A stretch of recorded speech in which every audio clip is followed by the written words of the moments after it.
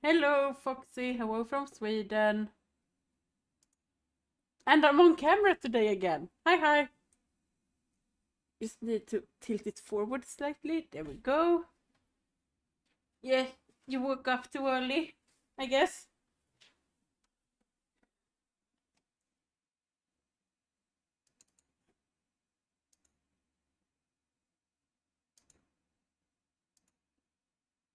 And there we go. Capturing.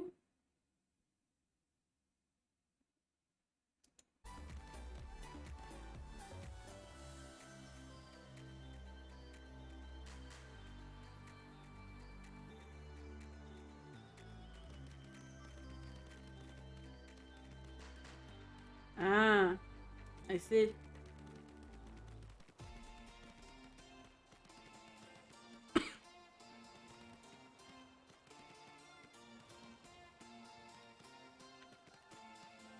Thank you for the work, Lurk Flamey.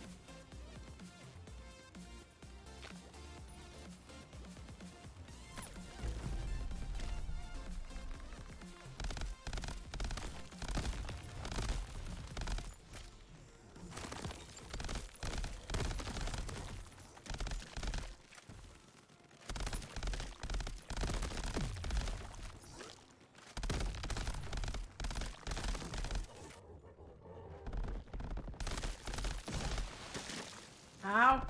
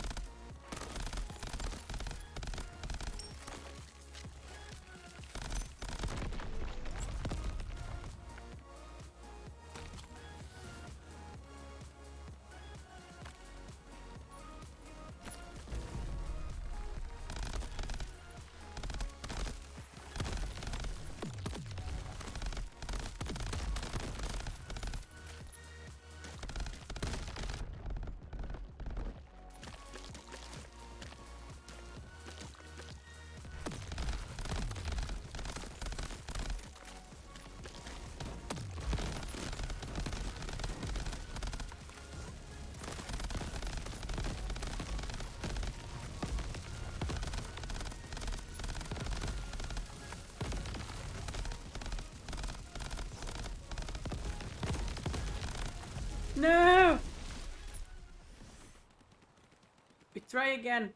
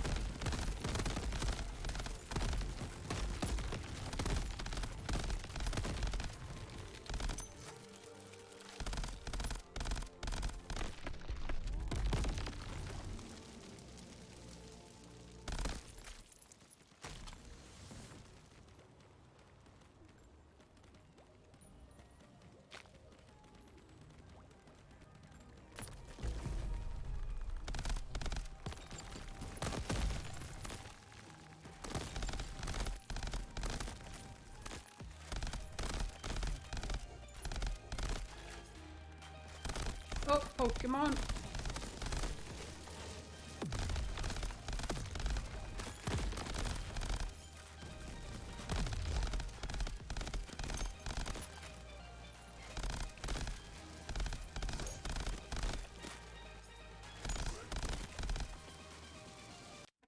I need to try and catch that.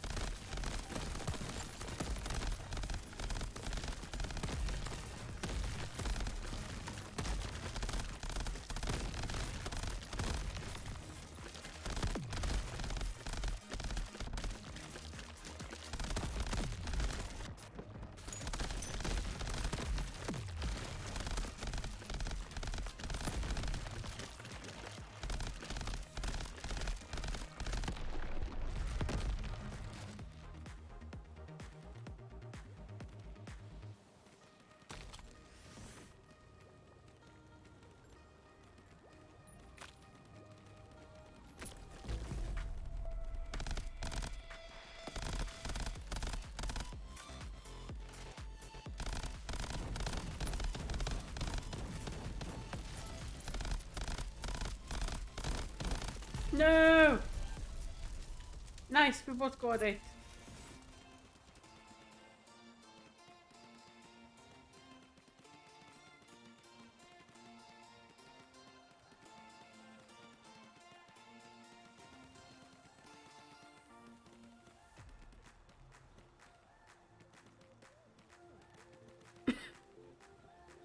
We try again.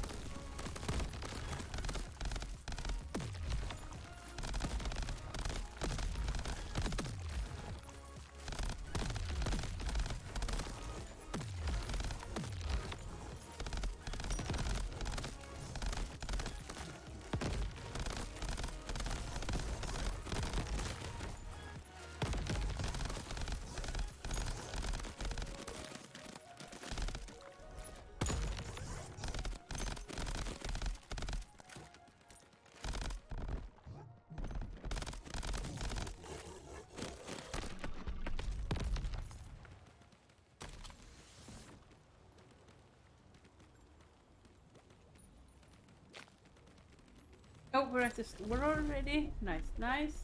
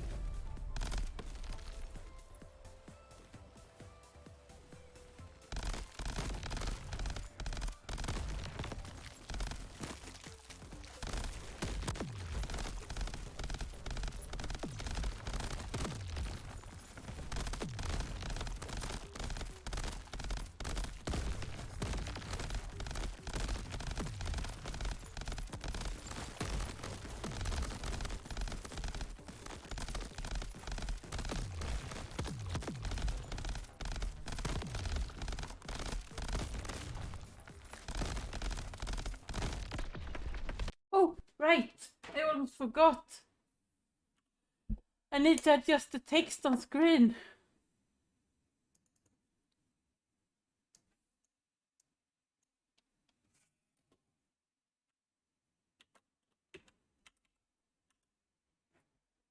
Hi, Austin.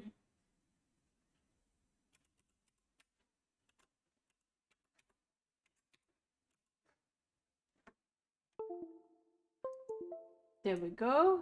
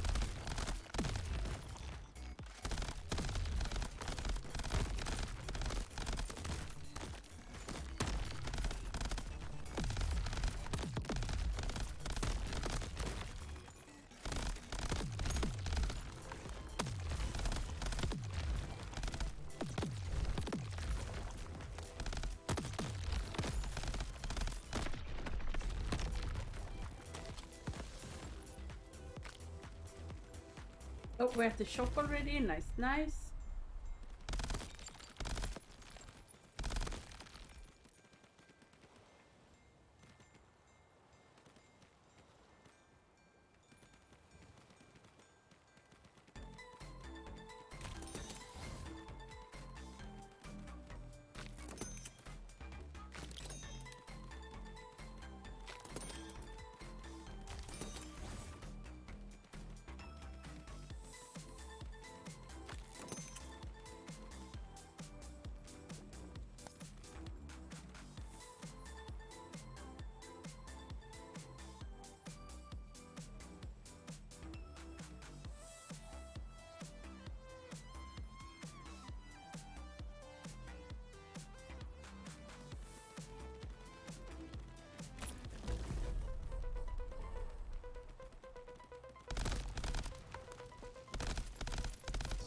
Oh shit.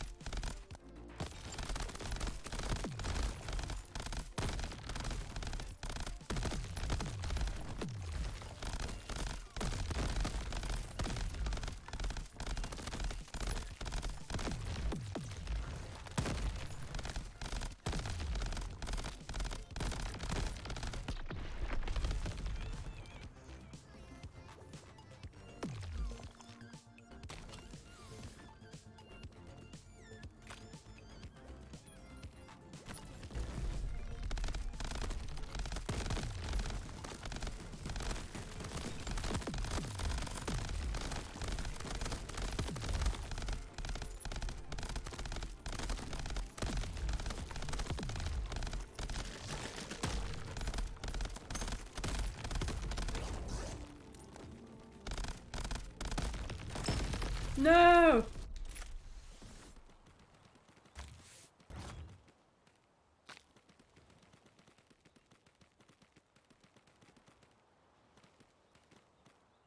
I think I'm actually gonna go for a minigun run here.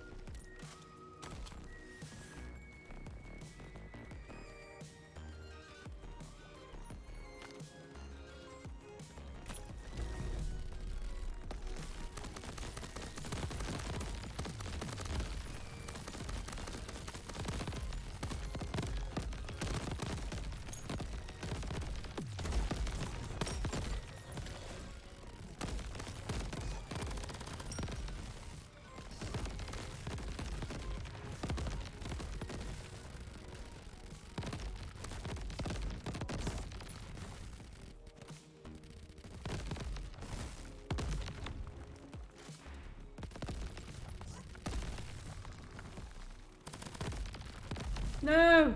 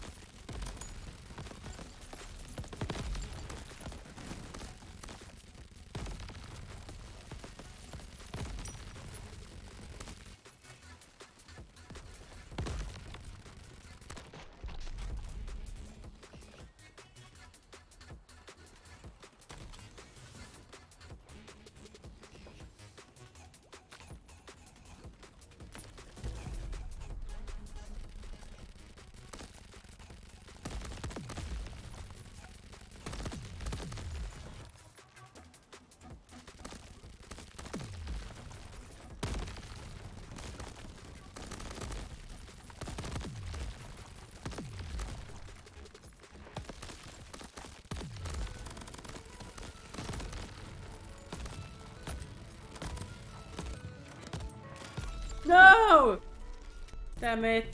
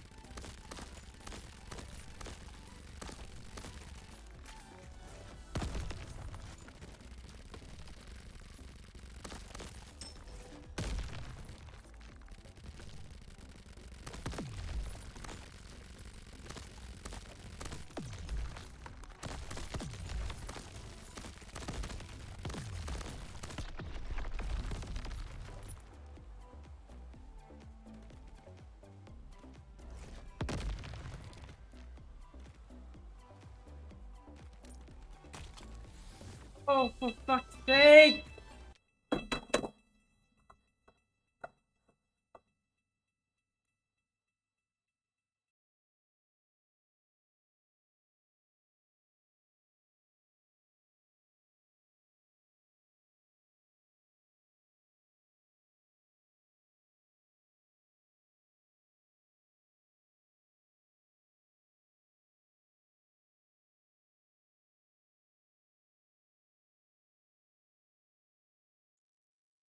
So they're testing the fire alarm in my building at the moment.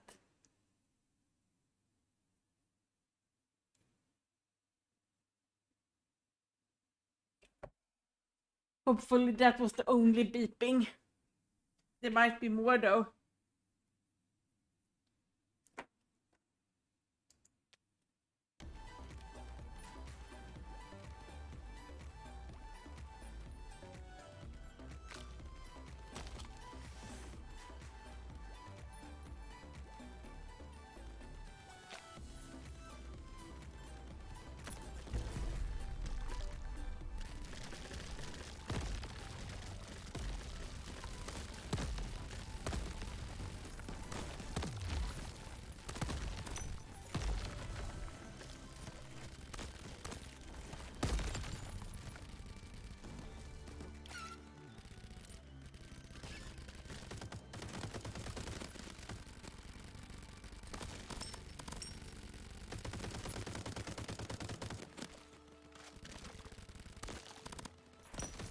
No.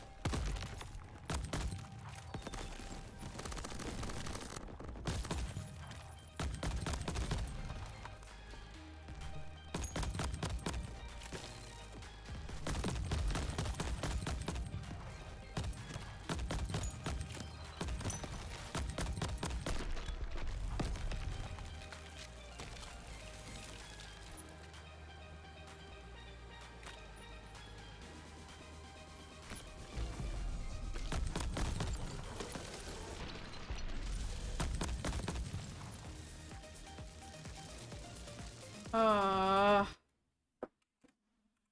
Give me a moment. Somebody's at the door.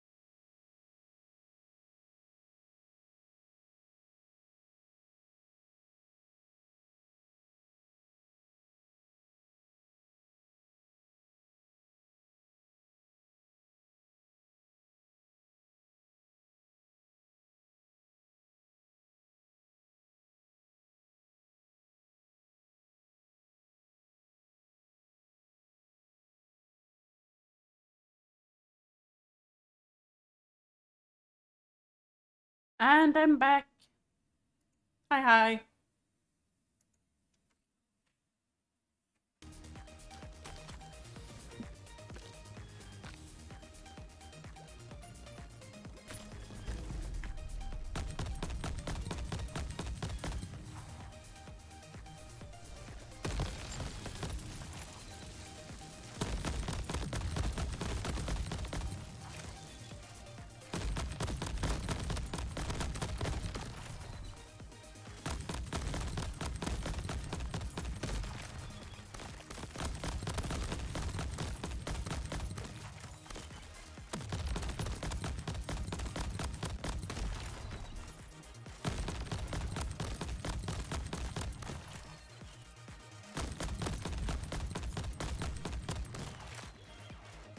Of course I do.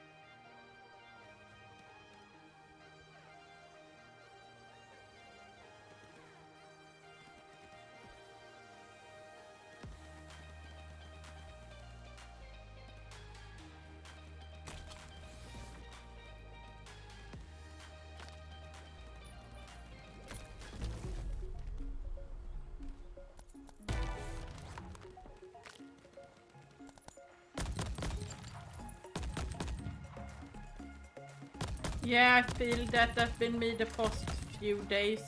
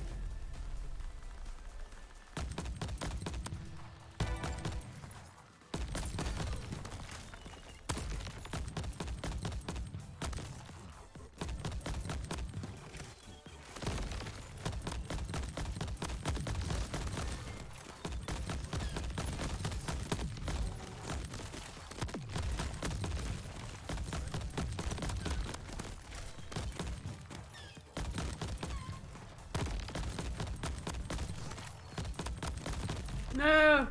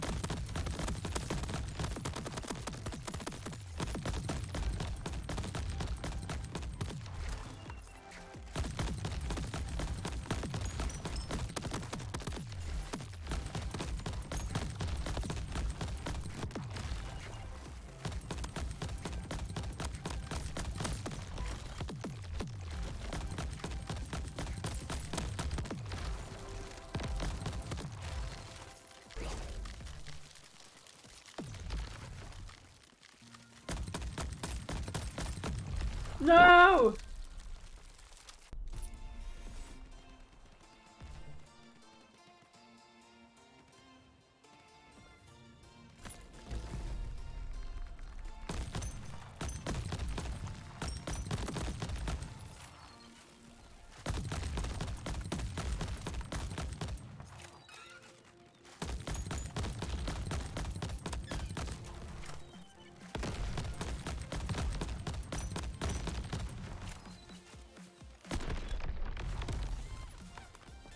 Oh, the perfect Pokemon to spawn!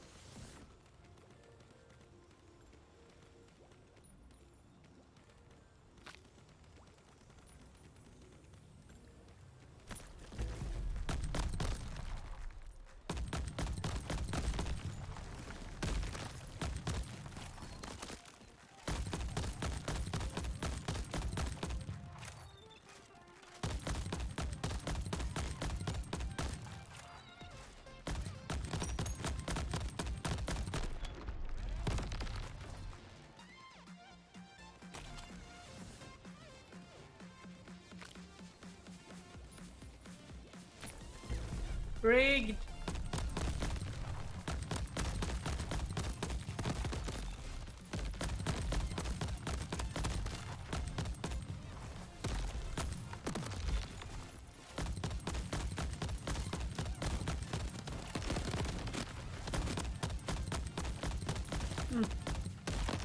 I'll have to check it after I clear this island, which is right now, in fact.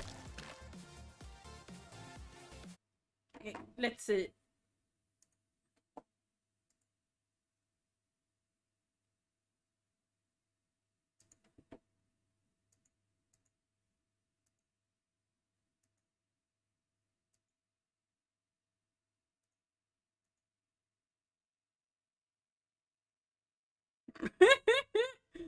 Ah, perfect. Love it.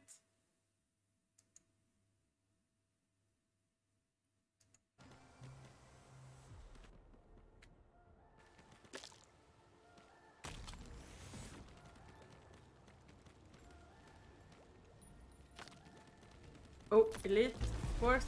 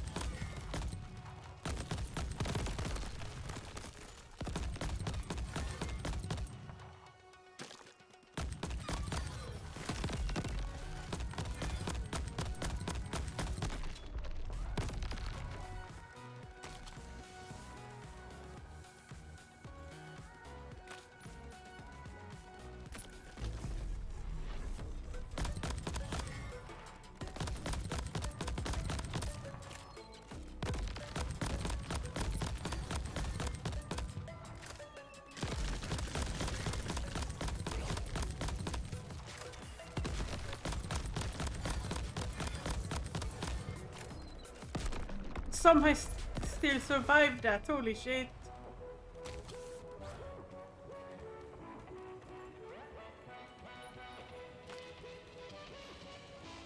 Oh, for fuck's sake.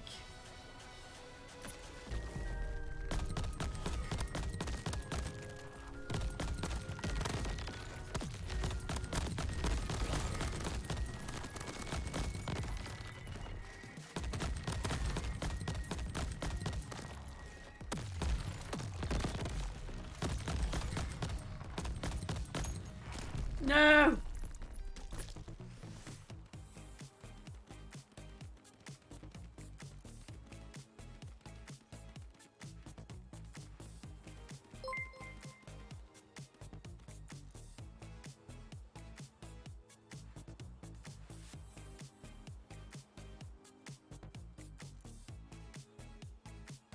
That's probably a bot, right?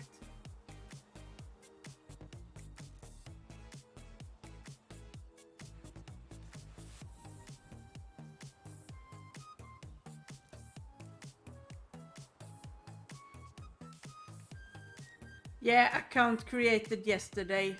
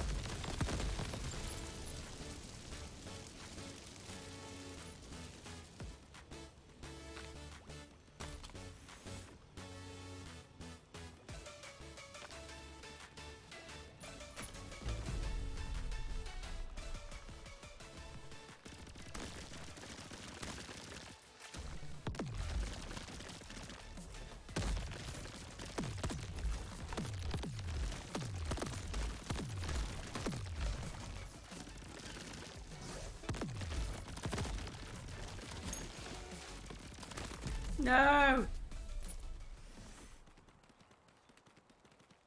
We try again. I haven't had a single good run yet today.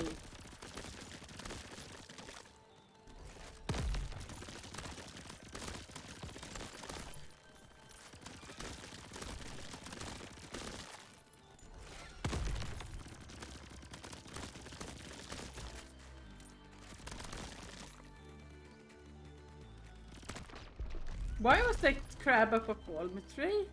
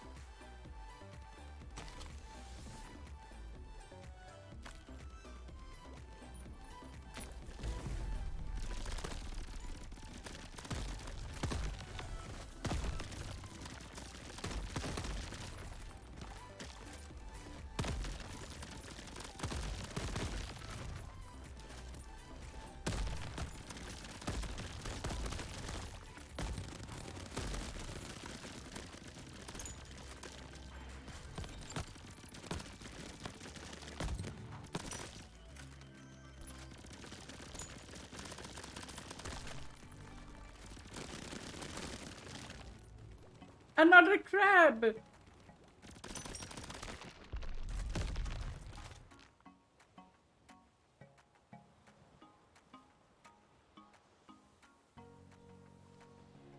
Or crayfish, I would probably put that as.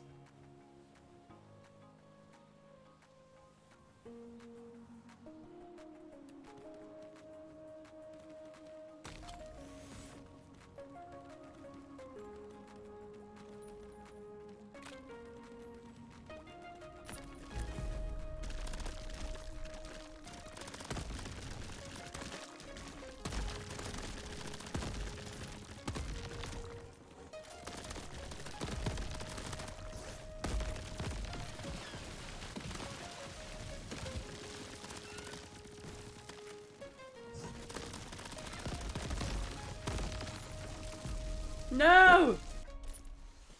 What's with all these bad runs today?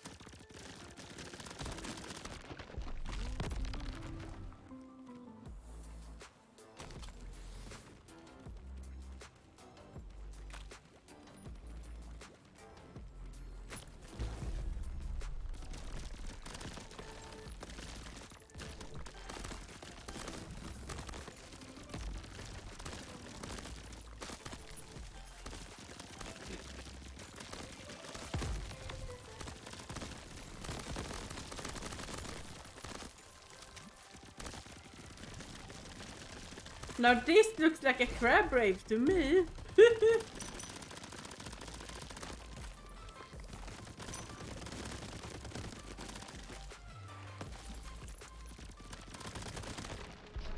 With all those lights.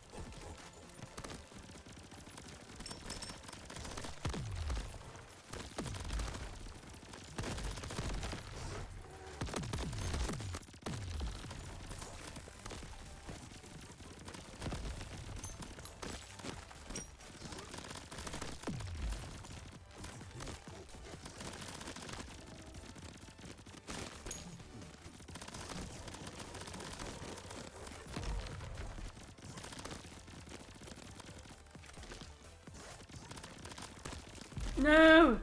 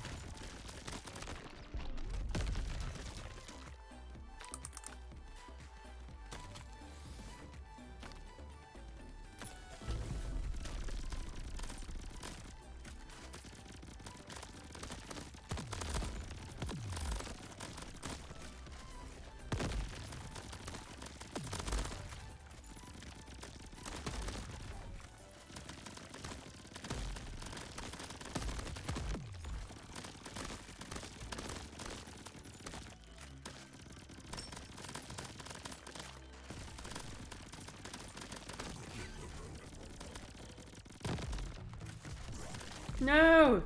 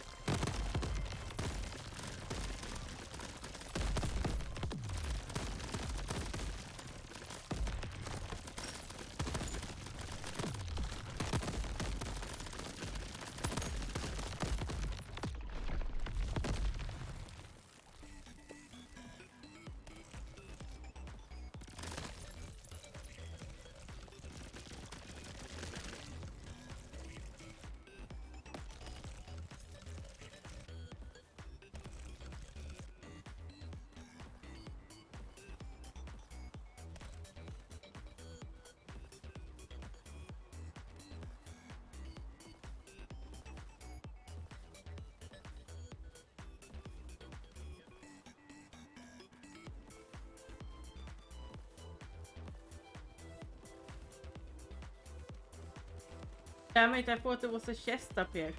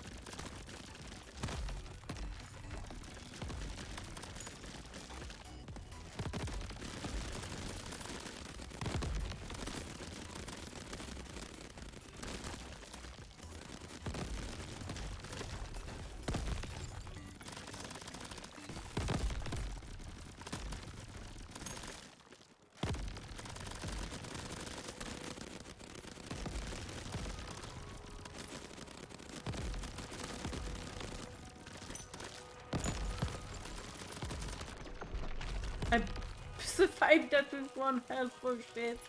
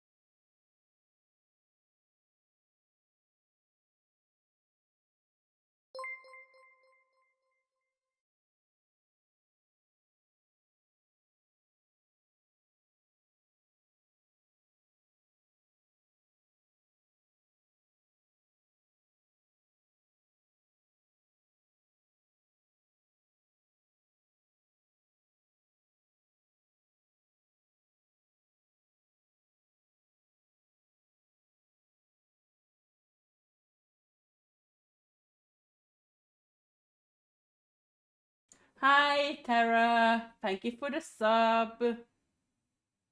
And I bite you. Ow! I need to move that text down a tiny bit. How you doing?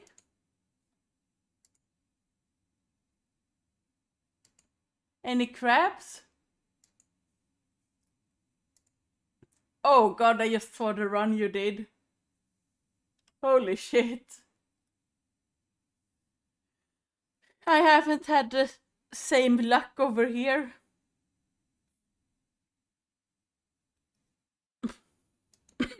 I haven't had a single successful run so far.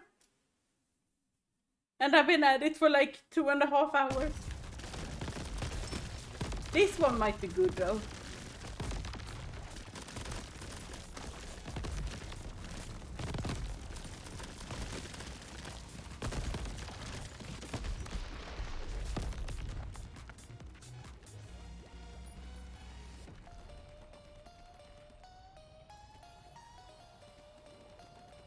Oh, there's the chest.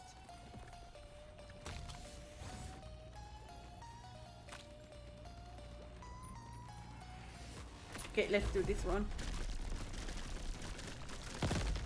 Is that the glass totem? Grab.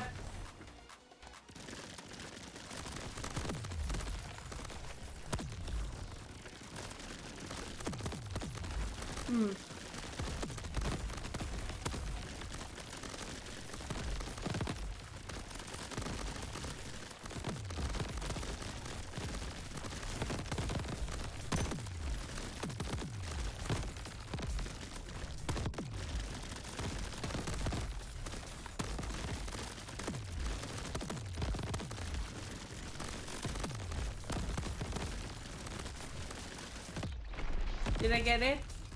Yes, 2 chests.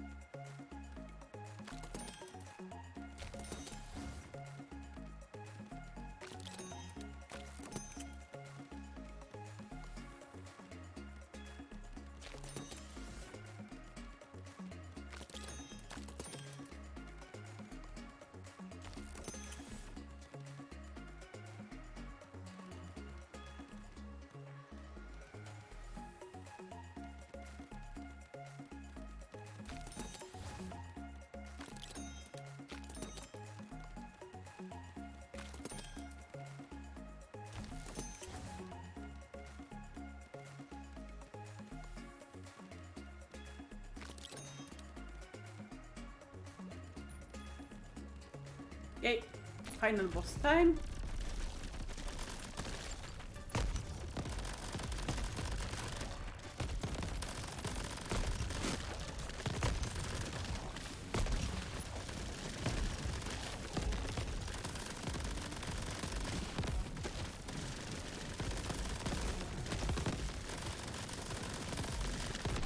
Yes, cleared. Key. Key. More key.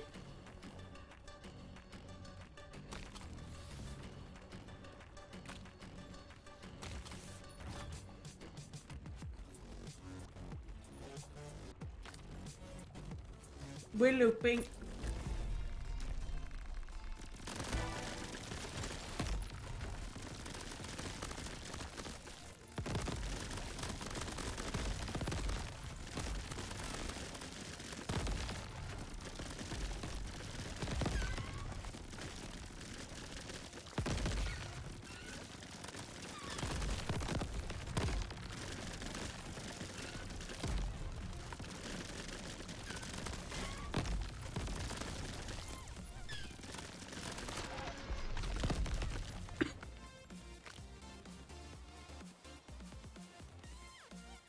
Oh, there's the chest.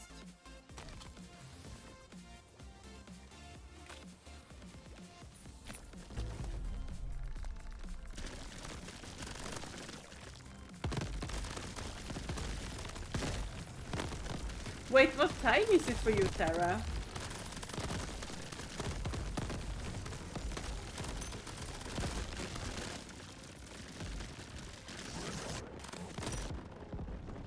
That's a lot of skulls.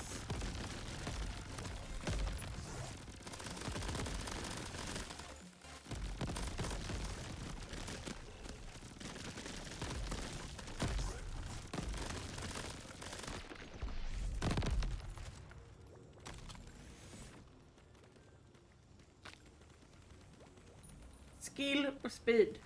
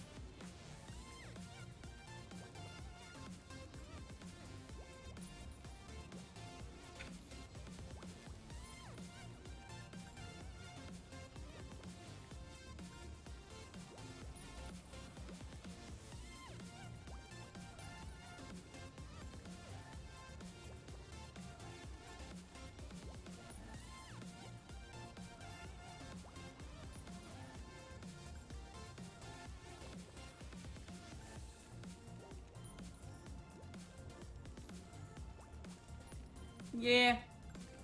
Have a good sleep, cutie.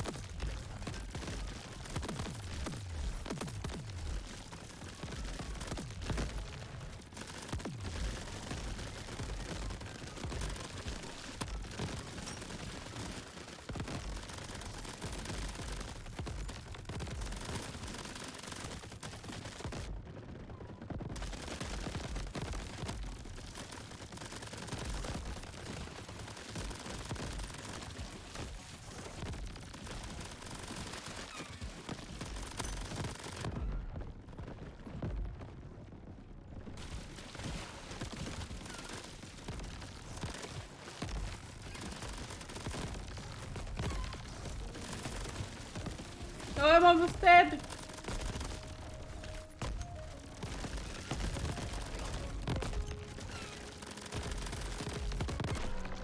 Oh, I barely survived that.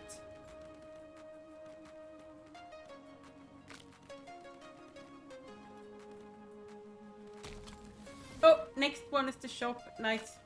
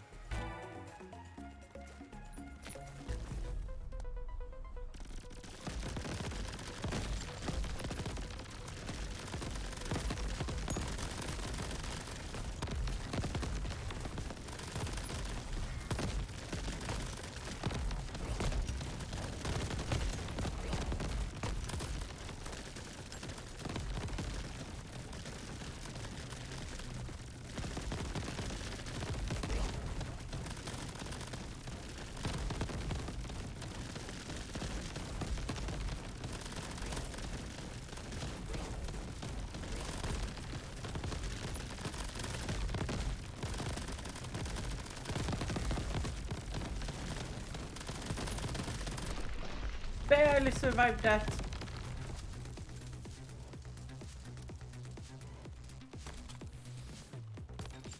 Yeah, gonna take the banana.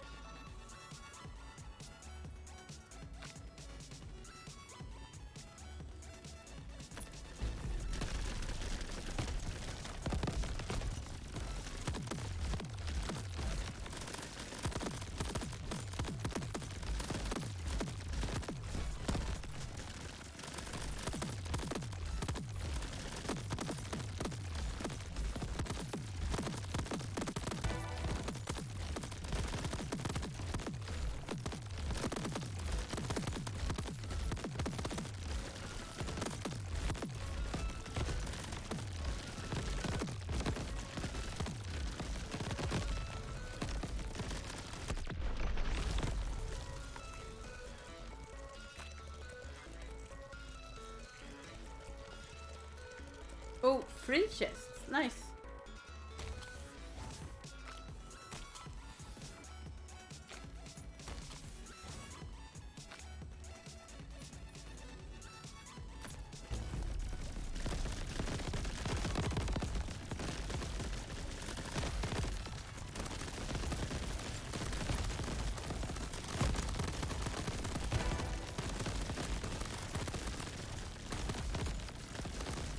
Oh, why did my phone close down?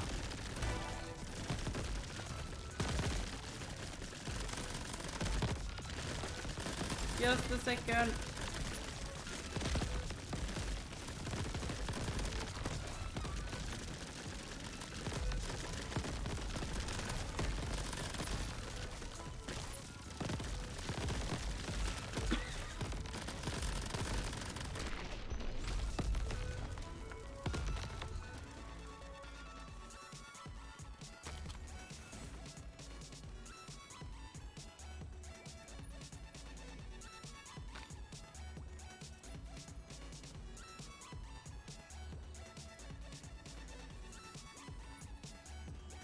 Hi, Hyvin. Welcome to stream.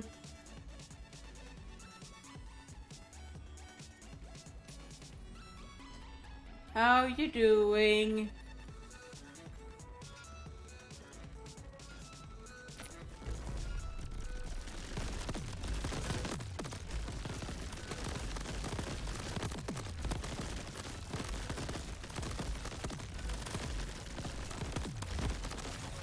Nice. How did the hunts go?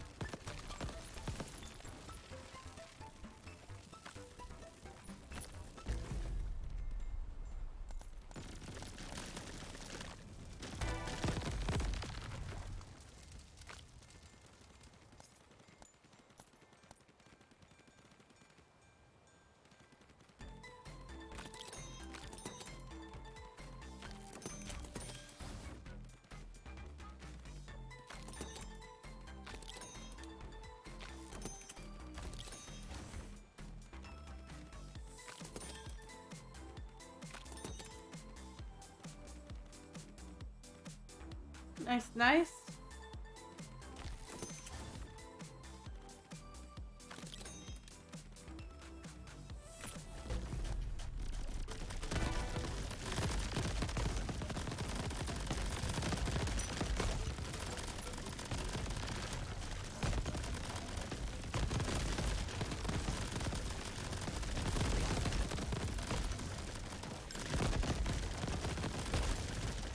One down.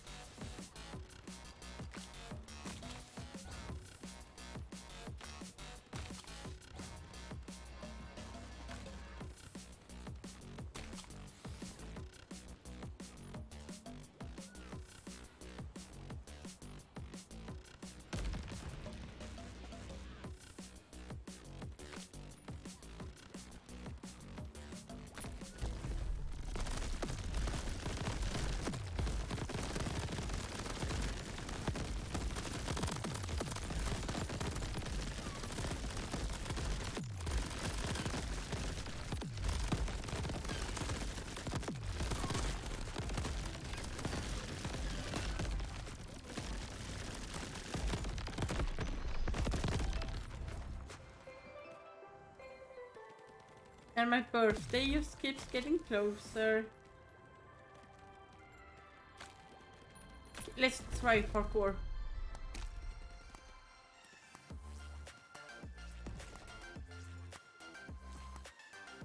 No!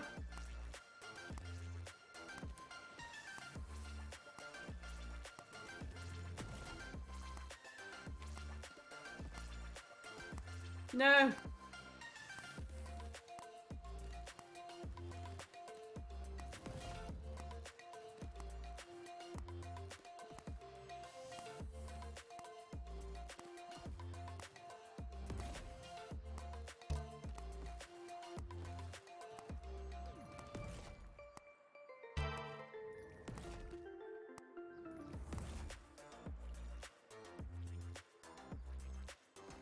No!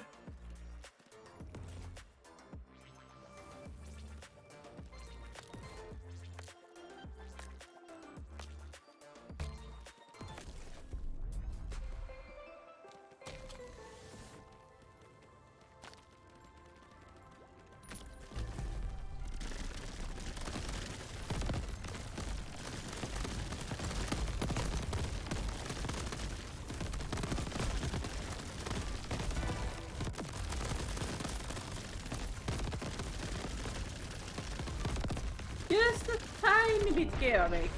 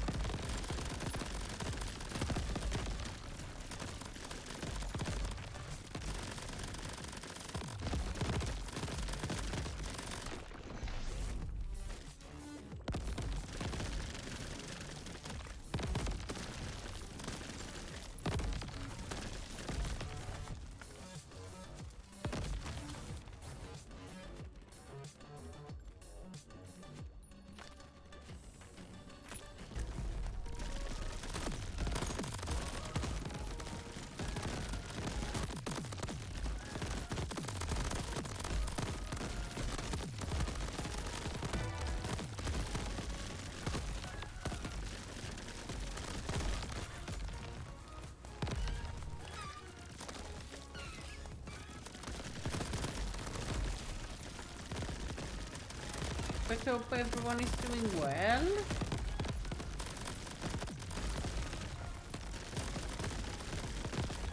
Let's see how far I can take this run.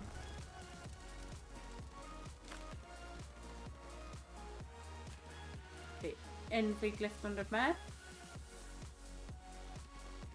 Nope, that's it.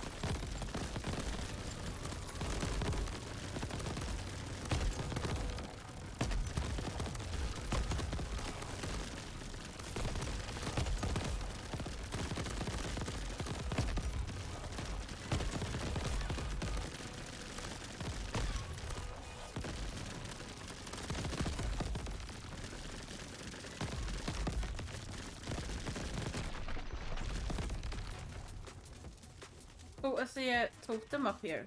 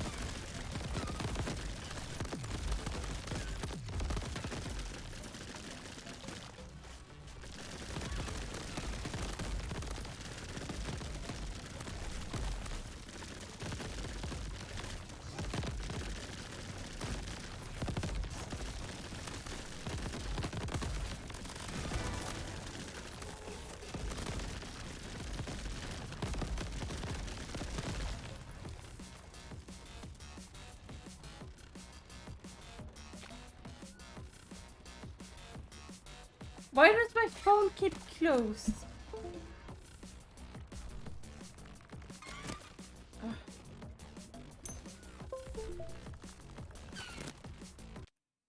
My phone keep closing.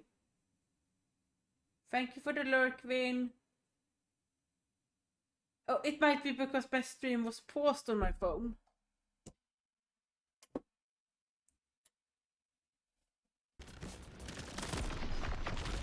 There we go.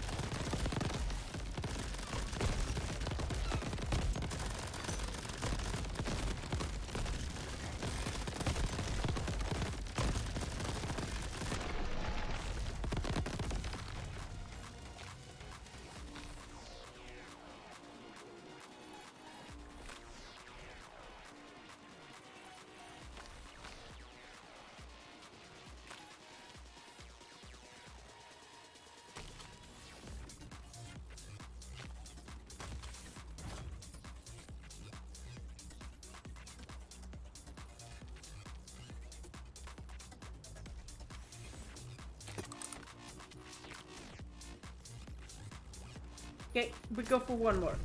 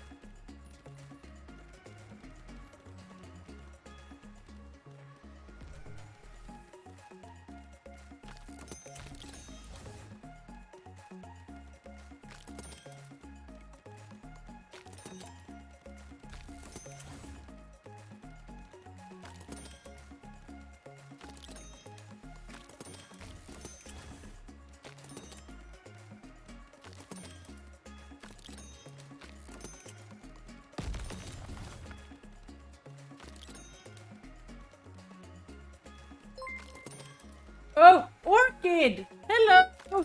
Welcome, Raiders!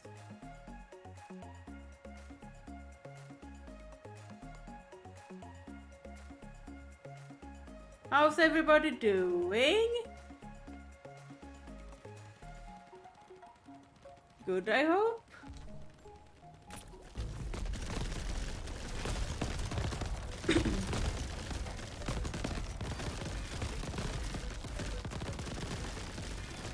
Hope you had a fun stream. Oh, you were playing Hades? Nice. Hi, Hyde.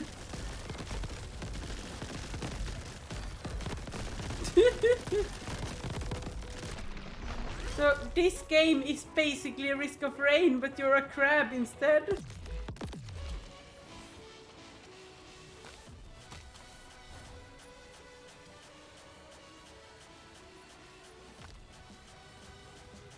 Okay, Lost Biome. It's going well. A bit chaotic, as you might see. I can't hardly see what's going on anymore.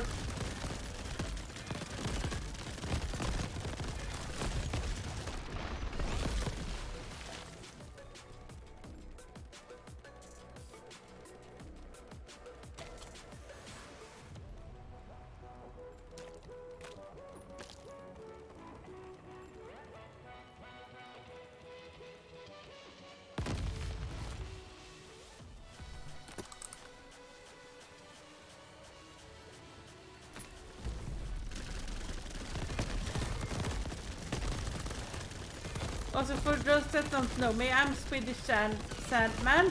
Mostly go by Sandy though, by my online friends. Also, my birthday is actually coming up on Sunday. Yes, I will be streaming then. Not sure exactly what I'm gonna be doing, but I know I'll be streaming.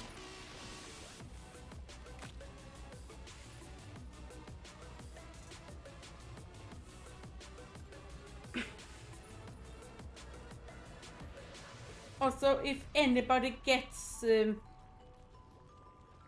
something off throne for me, it's gonna be saved for the eventual birthday stream. Not expecting anyone to give anything, but anything is appreciated. And throne is actually the best way to support me because I'm on income support. And if I earn too much money from streaming, that might get affected in some way. Okay, what next? That one.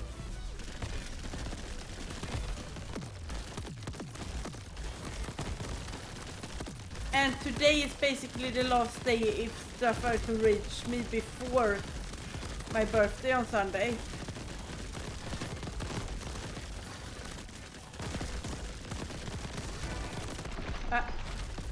Cleared it. Ooh, banana. There's the chest.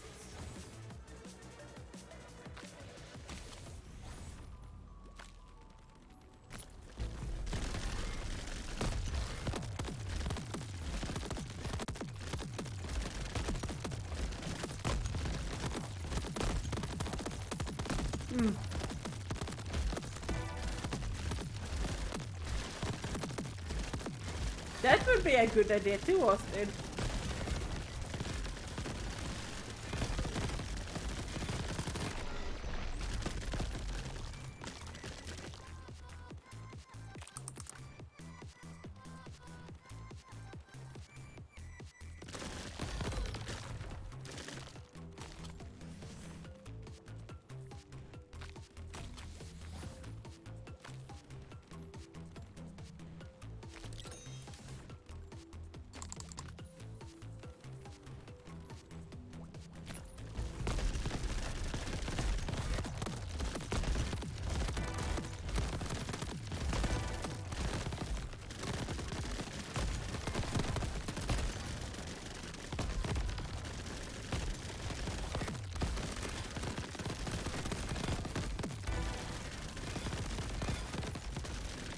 But I guess you'll be heading off to sleep now, Orchid.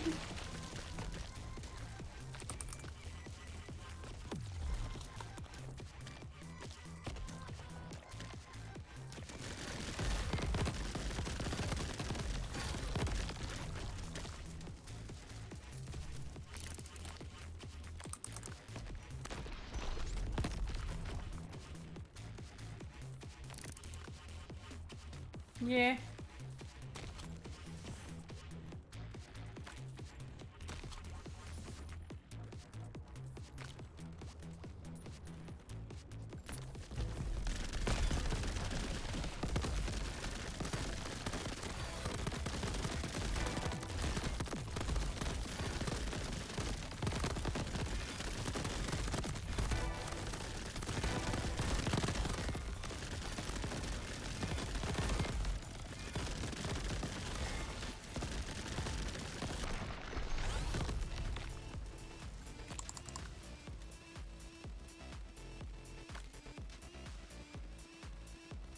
Only if your name is Austin.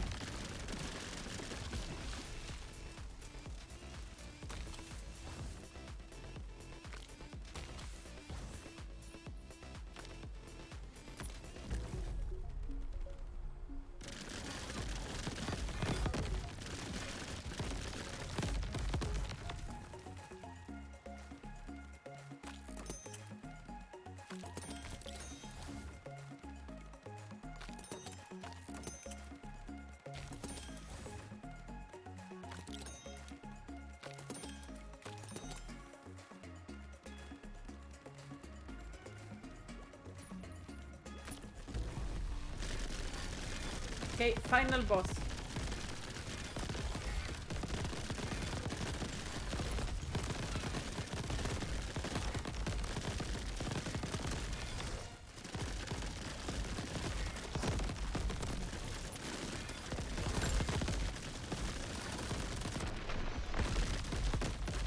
Cleared it.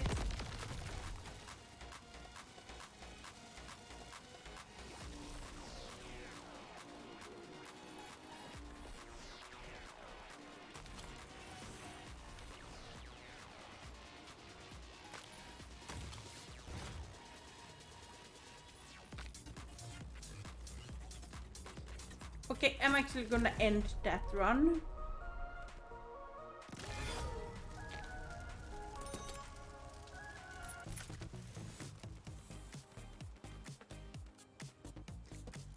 So I'm considering switching games here. Not sure what I would play though.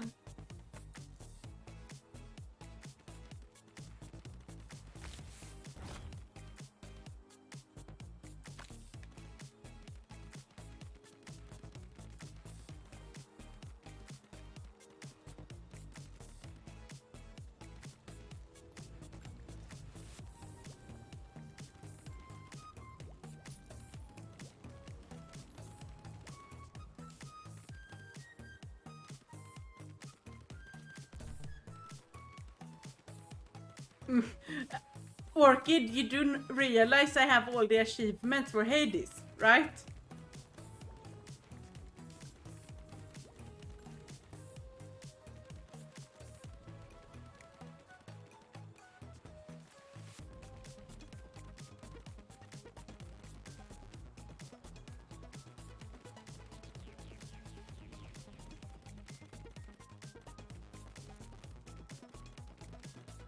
Yes, I have all the Steam achievements for Hades. It took like 500 hours, but I got them.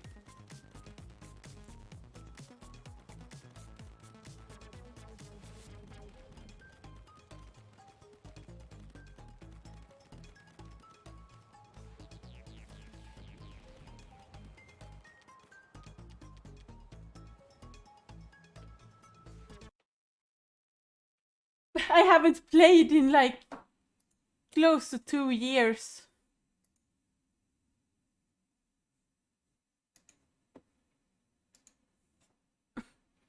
What else do I have?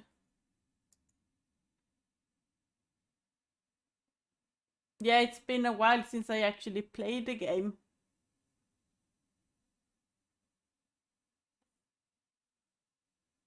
Do I have anything else fun?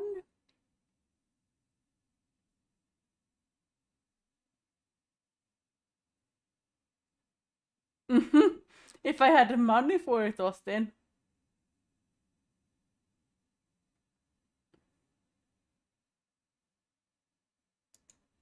Orchid, I could play your favorite game, if you know what I mean.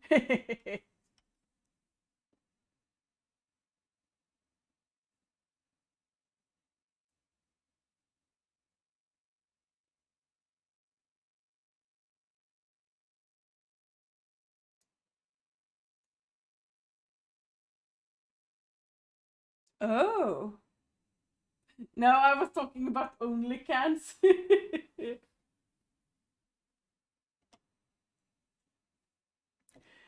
Should I just download Hunt? But I don't have anyone to play with at the moment.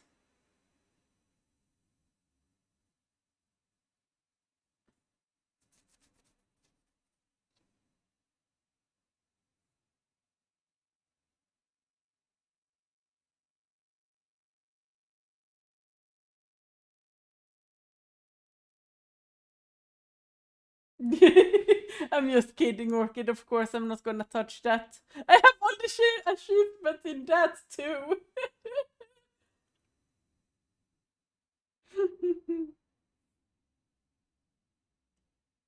Okay, what do I have downloaded currently?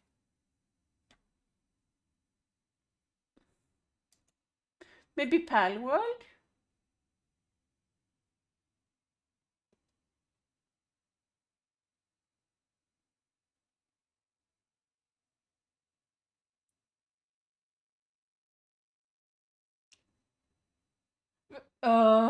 Do I really download Hunt again?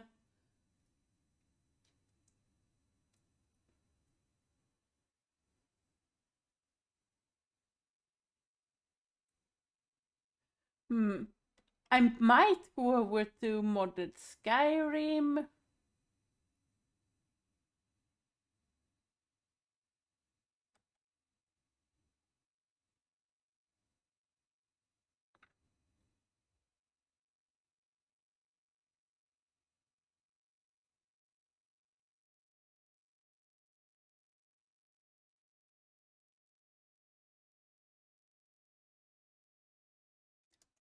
Wait. Ooh. Dragon's Dogma 2 just got added to my game library. Can't download it to do anything with it. But it's there. Releasing on Friday. Nice, nice.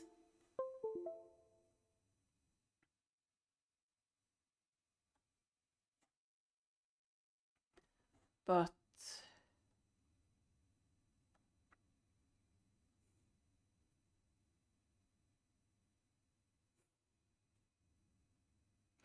ah.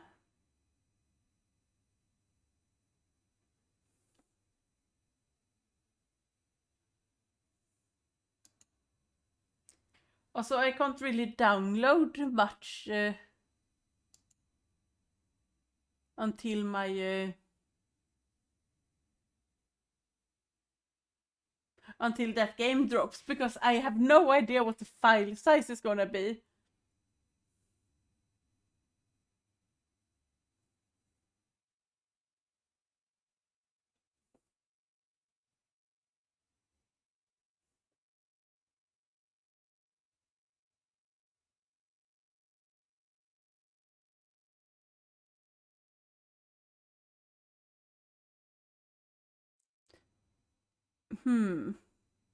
Then what do I download?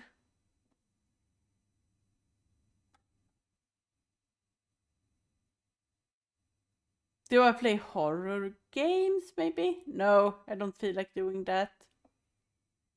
And most of the games I want to play are like 120 plus gigs.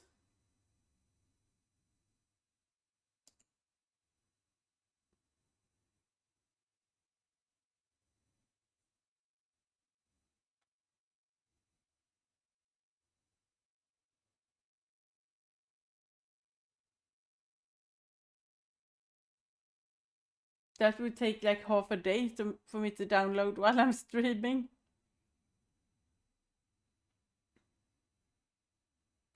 Do I torture myself and download Elden Ring? Maybe?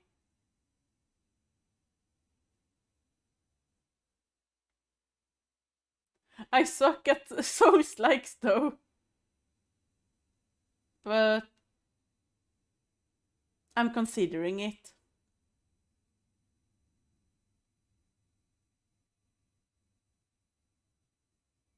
Fuck it, I'm downloading Elden Ring. Will probably regret it, but anyway.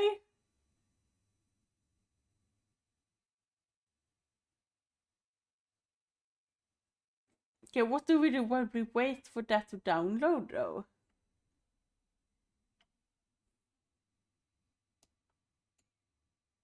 Prepare to watch me fail hard.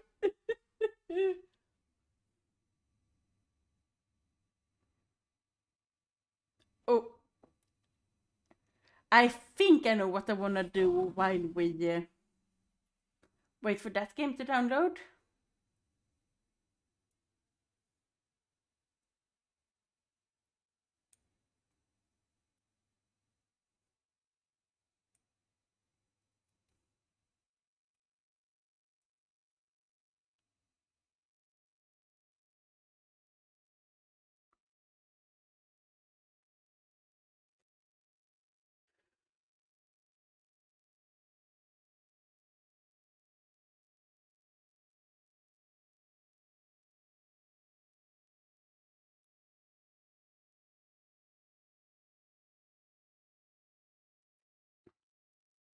While we wait for the game to download, we're actually gonna watch some Elden Ring lore videos.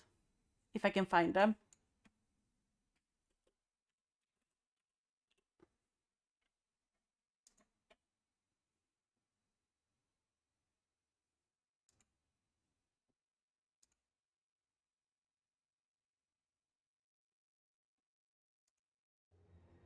Our story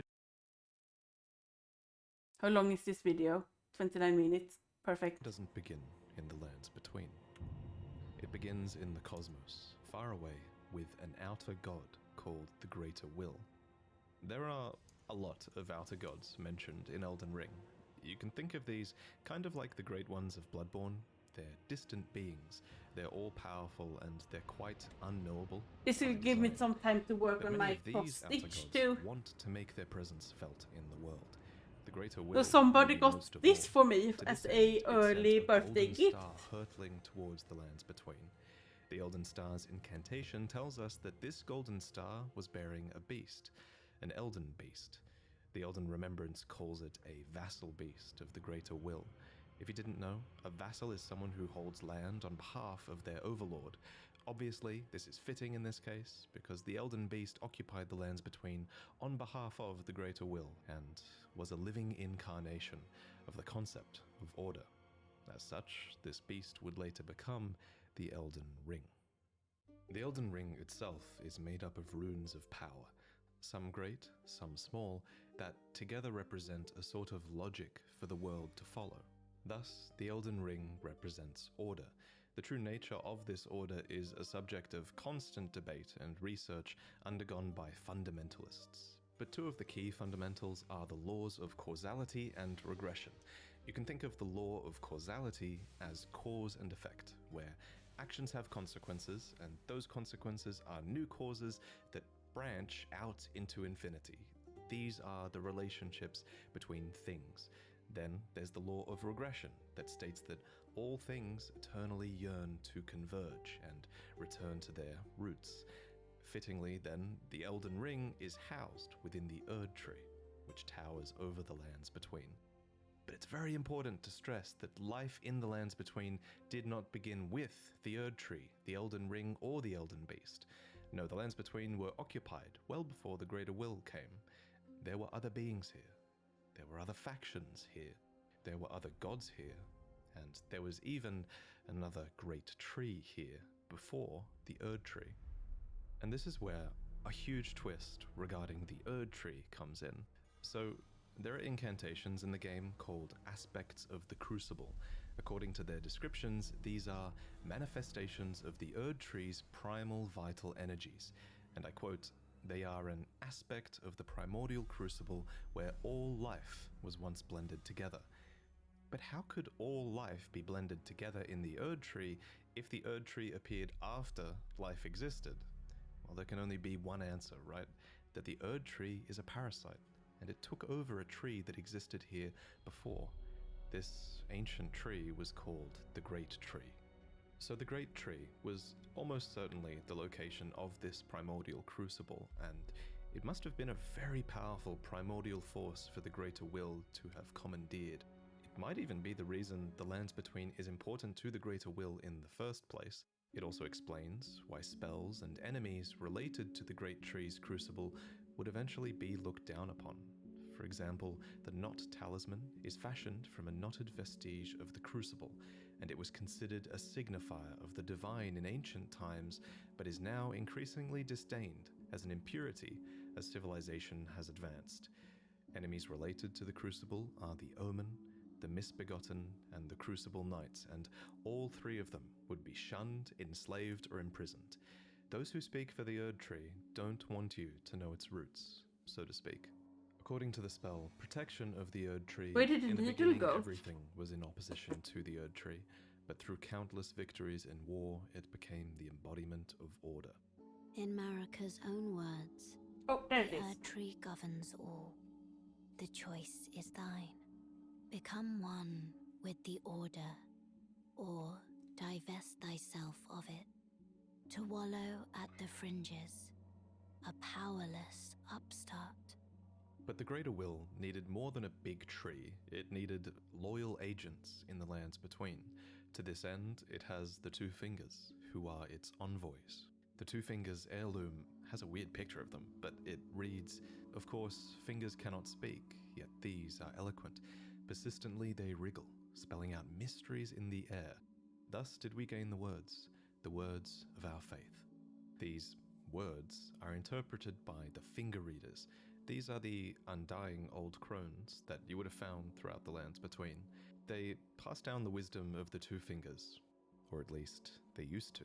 Your fingers, please, your fingers. I can read them. Most of them appear to have lost their purpose, and they're desperate to read your fingers and tell you annoying riddles, since their two fingers are likely dead. And yes, of course, there are multiple sets of Two Fingers. You would have found their corpses on the tops of the Divine Towers. Atop these towers, you loot the fingers in order to activate the true power of a great rune. Specifically, though, you are giving benediction How hard back can to it your be to great fit rune. You're a goddamn taking thread through a blessing needle? back from the two dead fingers, essentially. This is just one of many blessings that the Two Fingers can bestow, and my point is kind of that the Two Fingers clearly have more than just influence. They have real power on some level. The Greater Will needs these powerful envoys and agents Thank you for because the lure. while it's obviously incredibly powerful, it does seem limited by a few things.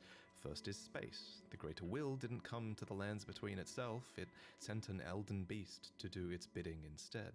Second is time. There is a moment later in the game where your pair of Two Fingers go still because they're forced to commune with the Greater Will for guidance. When they are finished, the fingers will again offer their guidance. But thousands, if not tens of thousands, of moons must first pass. No matter for me. But you, how will you ever manage the wait? So the Greater Will needs a physical manifestation of order. It needs envoys to convey its will, but what it also needs is a god.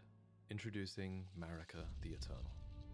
I have this utterly enormous mind map of Elden Ring's lore, and there's a reason she's at the center. She's essentially the equivalent of Gwyn from Dark Souls, except unlike Gwyn, Marika didn't just crawl out of the dark and find power. To an extent, it seems like she earned it.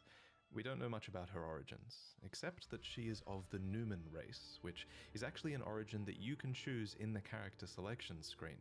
Numen come from outside the Lands Between, and are supposed descendants of denizens of another world, long-lived but seldom born. At some point, Marika was chosen as an Empyrean. What is an Empyrean?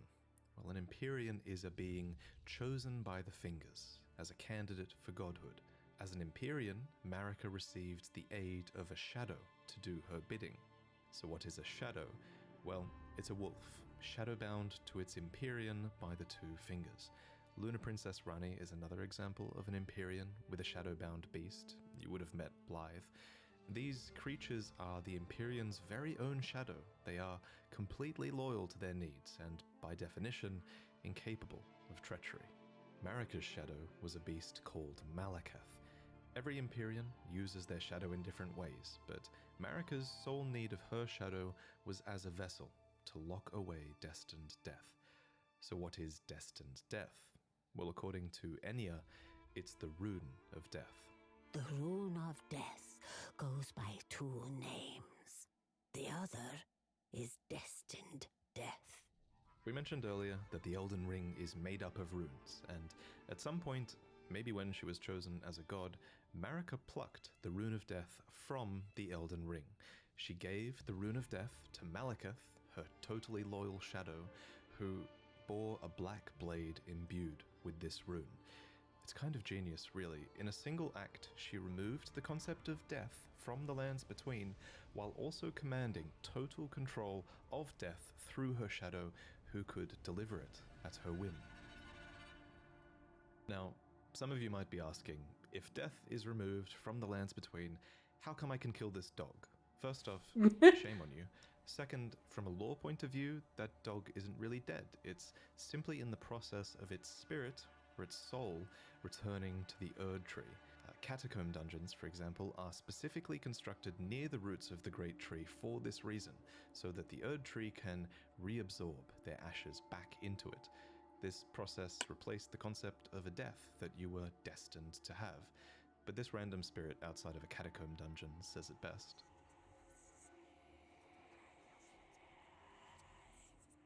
As another example of this theory, when you kill a major boss, you receive a remembrance of them. These are spirits, and they are hewn into the Erd Tree. In this way, thanks to the Erd Tree's grace, their spirits are immortalized, in a sense. This new form of death also explains what's happening when you summon spirits. From ash and return to the Erd Tree. However, some spirits never return to the Erd Tree, and they rise within death as corpses or skeletons instead.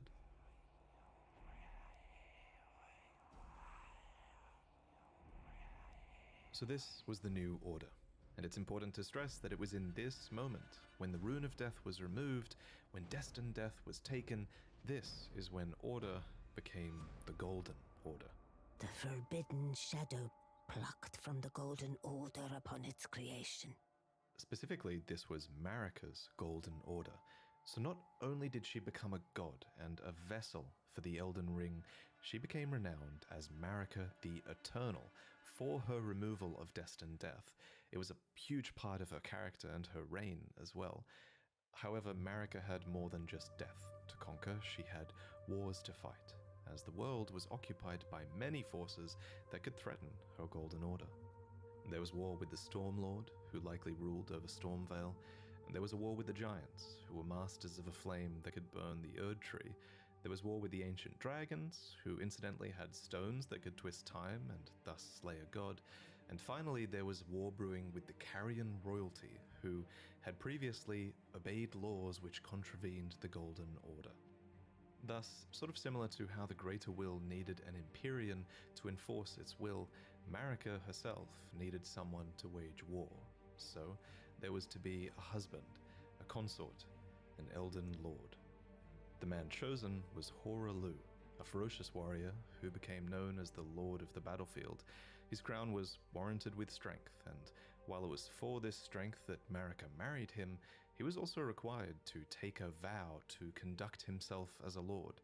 To suppress the ceaseless lust for battle that raged within, Hoarah Loux took the beast regent Sarosh upon his back. You'll notice this is another example of a beast being given for the purpose of serving order. Thus, in this moment, he went from being Hoarah Loux, warrior, to Godfrey, the first Elden Lord, consort to Queen Marika, and a certified demigod. Godfrey and Marika had 3 demigod children together. There was Godwyn the Golden, who you saw being killed in the opening trailer, and there were also the reviled Omen twins, Morgott, who guards the Erd Tree, and Mohg, who became Lord of Blood. You might think that Godric was another demigod child, but he actually wasn't. Instead, he was probably descended from Godwyn. Anyway, we'll talk about the demigods more in detail in another video, so subscribe for that. But for now, just know that Godfrey and his hard offspring were the can it first be? demigods, henceforth known as the Golden Lineage. In his wars, Godfrey led his 16 Crucible Knights into battle, who were named so for they fought with the primordial powers of the Erd Tree. Their incantations were aspects of the Crucible itself, and they likely fought giants, dragons, the Stormlord, and more to usher in their age, the age of the Erd Tree. In Marika's own words, "Hark, brave warriors. Hark, my lord Godfrey. We commend your deeds. Guidance hath delivered ye through each ordeal to the place ye stand. Put the giants to the sword and confine the flame atop the mount. Let a new epoch begin, an epoch glistening with life. Brandish the Elden Ring for the age of the Erd Tree." The Erd Tree would go on to be largely seen as a blessing for all of those in the lands between, especially those close to it in Leyndell, the capital city of the Erd Tree. The tree bestowed blessings. For example, the dew that dropped from its branches were like jewels. It loomed overhead as a constant reminder of order, and its roots reached far and wide, relieving many of the burden of death. In fact, Erd Tree burial was one of the highest honors a hero could receive. One by one, the previous factions of the world fell. The giants were put to the sword, and their fell god was killed by Marika herself. The ancient dragons broke down the walls of Leyndell, but met fierce retaliation. However, I think the House of the Erd Tree encountered the most trouble against the land to their southwest, Leonia. Here, the House of the Moon repelled their offensives time and time again. And I mean that literally, because there was not just one, but 2 wars fought here, and in both of these, there was no victory for the Golden, nor for the Moon. And I suspect it was probably because of these lobsters. These damn things can snipe you from like a mile away, and it's bullshit. Actually, it was probably because of the Carrion Knights, who, according to their weapons, were able to wield sorcerous battle skills, and despite numbering fewer than 20, this power made them a match for even the champions of gold in battle. These enchanted knights were anointed by the Lunar Queen, a young astrologer who went on to establish the House of Caria as royalty in this land. With her bewitching lunar magic, she won over the Academy of Raya Lucaria, where glintstone sorcery was studied, and united the Carrion royal family and the learned scholars of Raya Lucaria defended their home from the golden aggressors. At the head of this great golden army was Radagon. Lord Radagon was a great champion, possessed of flowing red locks. He came to these lands at the head of a great golden host when he met Lady Renala in battle. These 2 champions clashed, fell in love, and joined their houses. Radagon once cleansed himself with celestial dew, repented his territorial aggressions, and swore his love to Renala.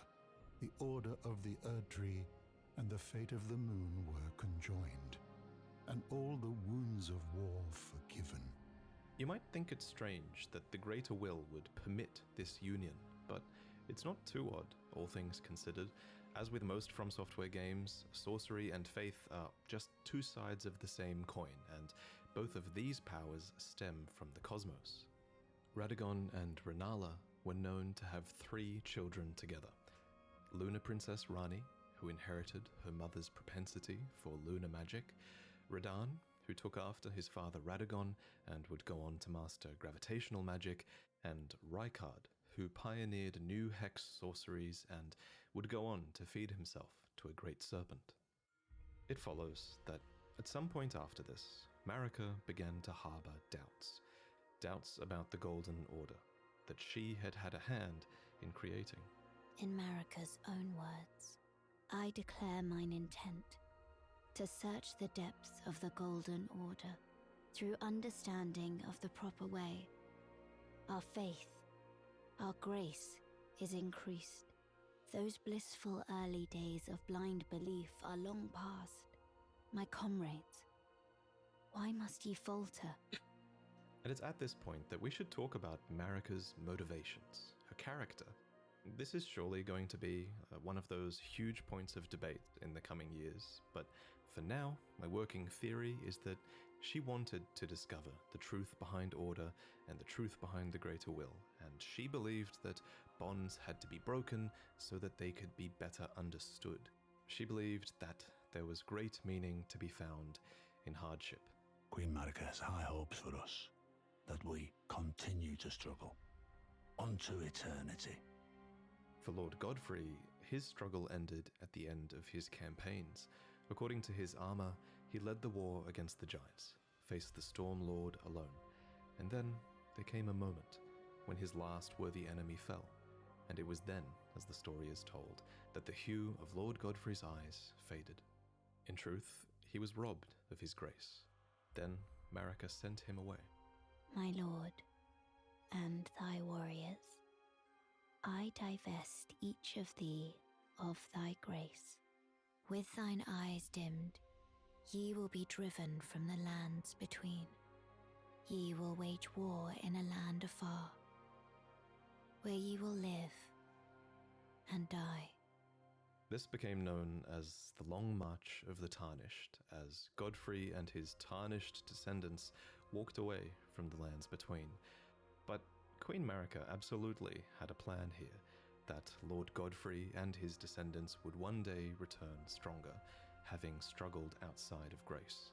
Then, after thy death, I will give back what I once claimed, return to the lands between, wage war, and brandish the Elden Ring, grow strong in the face of death.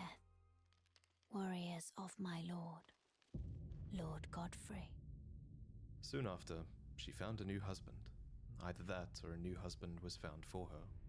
When Godfrey, first Elden Lord, was hounded from the lands between, Radagon left Rennala to return to the Erdtree capital, becoming Queen Marika's second husband and king consort, taking the title of Second Elden Lord.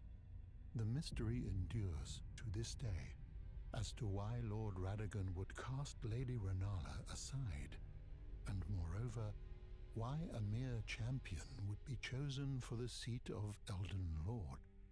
Whatever the case, as a part of this union, Radagon's prior 3 children with Rennala became demigod stepchildren, granted grace thanks to their new family tree. Rennala was broken by this, and so was her country, Liurnia. The Queen's set reads, when Rennala, head of both the Academy of Raya Lucaria and the Carian royal family, lost her husband Radagon, her heart went along with him, and then those at the Academy realized that Rennala was no champion after all. In the wake of Radagon's betrayal and Rennala's poor judgment, Liurnia struggled with civil war, with the Academy of Raya Lucaria on one side and the Carian royals on the other. And it's here, during the age of the Erdtree, that Lunar Princess Ranni, daughter of Rennala and Radagon, stole a fragment of the Rune of Death. It happened during the golden age of the Erdtree, long before the shattering of the Elden Ring. Someone stole a fragment of the Rune of Death from Maliketh, the Black Blade. As mentioned previously, Maliketh was Marika's shadow, and he had sealed destined death in a black blade. Then a fragment, only a fragment, of this Rune of Death was stolen. And once this happened, Maliketh went a step further in protecting destined death. He bound the blade within his own flesh, such that none might rob death ever again. It was too late, however. This fragment of the Rune of Death was used immediately, that night, to kill a demigod, Marika's own son, Godwyn the Golden. That was the first recorded death of a demigod in all history, and it became the catalyst. Soon, the Elden Ring was smashed, and thus sprang forth the war known as the Shattering. Now, there is a lot of really credible evidence that Marika was behind this plot to have a fragment of the Rune of Death stolen. There's also a ton of evidence that Marika is behind the entirety of your Tarnished quest, but we'll talk about that in another video. For now, All you really need to know, in terms of the timeline at least, is this. After the marriage of Marika and Radagon, and after a fragment of the Rune of Death was stolen, Marika went on to shatter the Elden Ring, and Radagon attempted to repair it, to no avail. The Elden Ring had been broken into runes, some great and some small. You know, it's said that Lord Radagon harbored a secret. A famed sculptor of the Erdtree capital was once summoned to render Lord Radagon's likeness in giant stature, when he glimpsed the skeleton in Radagon's closet. And as such, it's said the great statue harbors his secret too. Of course, the huge twist in Elden Ring is that Radagon is Marika, or depending on what you believe, he became her, for she knew it was going to happen. In Marika's own words, O Radagon, leal hound of the Golden Order, thou art yet to become me. Thou art yet to become a god. Let us be shattered, both. Mine other self. You can tell when From Software is keeping something a little bit open-ended, and of everything in Elden Ring's lore, this will also go on to be one of the biggest unknowns as we move forward. For example, the wording, thou art yet to become me, reinforces that Marika and Radagon were two separate entities before the shattering. However, in contrast, there is also evidence that Radagon was always part of Marika. For example, Enya says that The demigods are each and all the direct offspring of Queen Marika. but how can this be if Radagon married Renala and had those demigod children? The only way that makes sense is if Radagon was always Marika and he just went over there to seduce Renala long ago. I'll present more concrete theories in the future, but on this matter, the most important thing is, what do you think? While you can figure out a ton of Elden Ring's story, not all of it is open to interpretation. Certain things are, and this is one of them. And your interpretation is a big part of what makes this story special. At any rate, the union of Radagon and Marika seems to be a union of two fundamental opposing laws of the Golden Order. We mentioned these laws earlier, actually. There's the law of causality, and Marika is an agent of cause and effect. And there's the law of regression, as Radagon is a character who aspires to be complete and regress together. So I have a theory that forcing these two beings that represent these concepts together would have corrected Marika's deviance. But even so, she was imprisoned in the Erdtree for the crime of the Shattering. Marika's trespass demanded a heavy sentence. But even in shackles, she remains a god and the vision's vessel. The conjoined Radagon and Marika even had two demigod children of their own, Miquella and Malenia. These two children were born afflicted. Miquella was cursed with eternal childhood, and Malenia harbored a horrific rot within. Even so, these two children were both chosen as Empyreans. They were immensely sacred beings, and eligible to inherit godhood from the Greater Will. Perhaps the Greater Will was just desperate to find a worthy successor, and indeed in the Shattering War to come, many would try to claim the shards of the Elden Ring, and they would try to take the throne, including, of course, the Tarnished, who returned from their long march at long last, which we'll talk about in the next main lore video. I should probably also mention here that if you become a patron, you'll see upcoming lore videos early, as that's one of the rewards you get if you pledge to the $3 tier. And if you think my channel really adds a lot of value to the Souls games for you to the point where you pledge $20, then in this new tier you'll receive a new mug every 3 months that has a unique design on it, to do with the games by From Software. There are 4 to collect. The first one you'll get is inspired by Dark Souls, then Elden Ring, then Sekiro, and finally Bloodborne. And they all have fantastic art that I worked on with an amazing artist named Chu. But anyway, I figured this is the right place to end this video because the information here is going to be overwhelming. I bet it probably was too overwhelming, you know? It took me ages to commit these names and the relationships they had with other characters to memory, so I hope you guys are doing alright. One thing that helped me a lot was that we designed an enormous mind map with pretty much all of Elden Ring's lore, all of its item descriptions, all of its dialogues, all of the relationships between characters that we can think of. We added all of this together, and it helped a ton in learning about the story and visualizing it all. And one day I will make this asset available to you all, because I think after doing it, I think this is the quintessential way to piece together the story, and I think giving you guys this asset eventually will make that accessible for people. So I'm really excited about that. I want to thank Absa and Zard for accepting the paid task of helping me put all the raw data into this mind map so that I could better understand everything. I want to thank Paragod for fulfilling all of my footage requests and creating so many cinematic scenes for this video and for you all to enjoy. And I last of all want to thank John Devlin for the incredible thumbnail. And of course, thank you for watching. There are some really exciting things ahead, and I actually believe this might be the best story that From Software have ever put together. I just think not only are there so many amazing item descriptions, but so many of them are impactful. There are so many moments where you piece together the story and have like a eureka moment, and I'm enjoying it so much. But now I'm gonna go and play the game a little bit because I've been editing this video for too long. So, see you next time.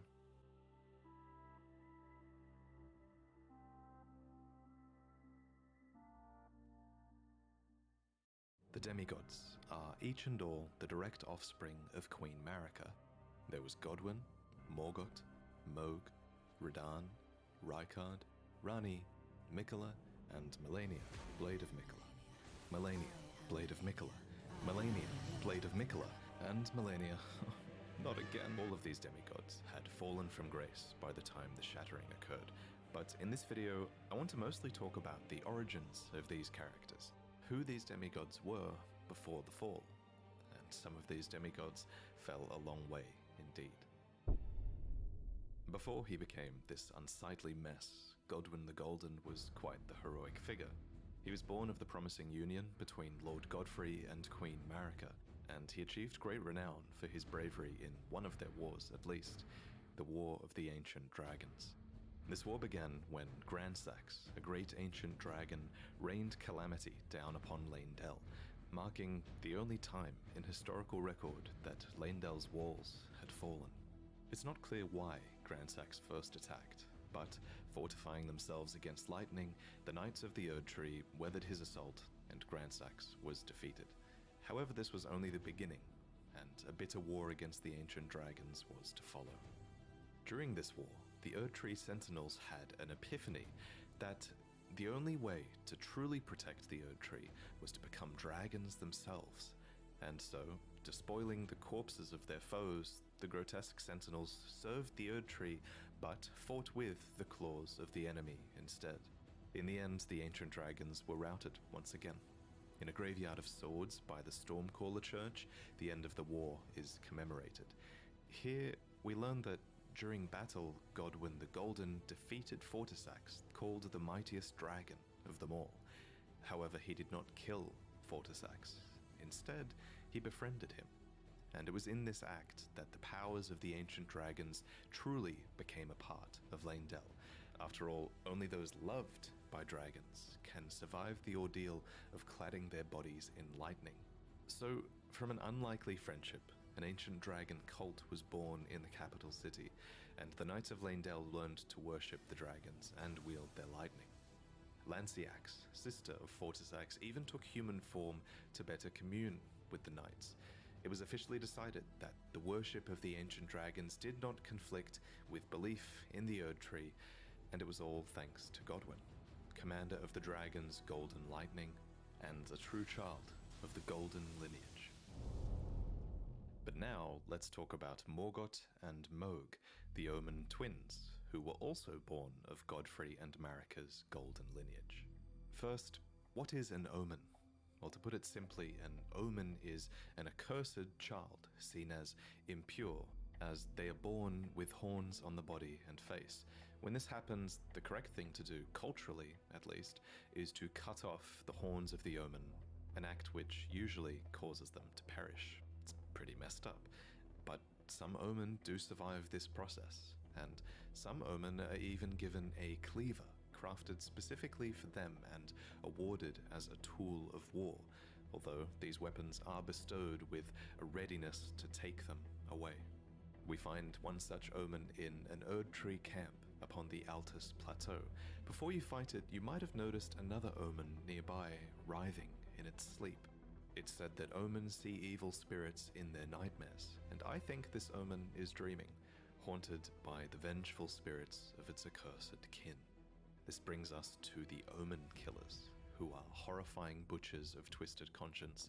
They wear these horned masks that make a mockery of the Omen's nightmares, and these butchers hunt the Omen and amputate their horns. The first Omen Killer was named Rollo, a famous perfumer who had to imbibe a physic to rid himself of emotion so that he could better perform his tasks. Remember, it seems many Omen have their horns excised when they're very young. That's definitely disturbing enough to warrant an emotion-killing physic in my book. However, if the Omen is born of royalty, then their horns are not cut off, but the Omen is kept underground, unbeknownst to anyone, and imprisoned for eternity. By way of example, you would have seen all kinds of Omen confined to the sewers beneath Leyndell.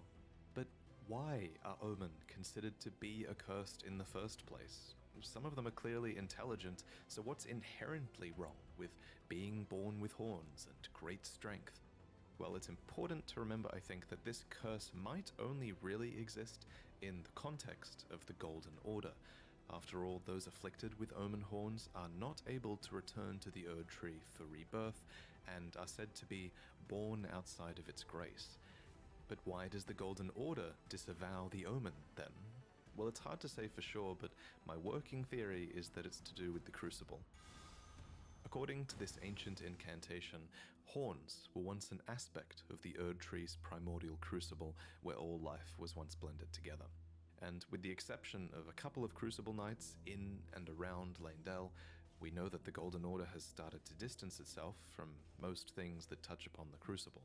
While things like horns, knots, feathers, and scales once grew on the human body and were considered signifiers of the divine, now they are disdained as impurities as civilization has advanced. We learn this from the knot, scale, and feather talismans, all of which are guarded by Omen, or dropped by Omen Killers, no less.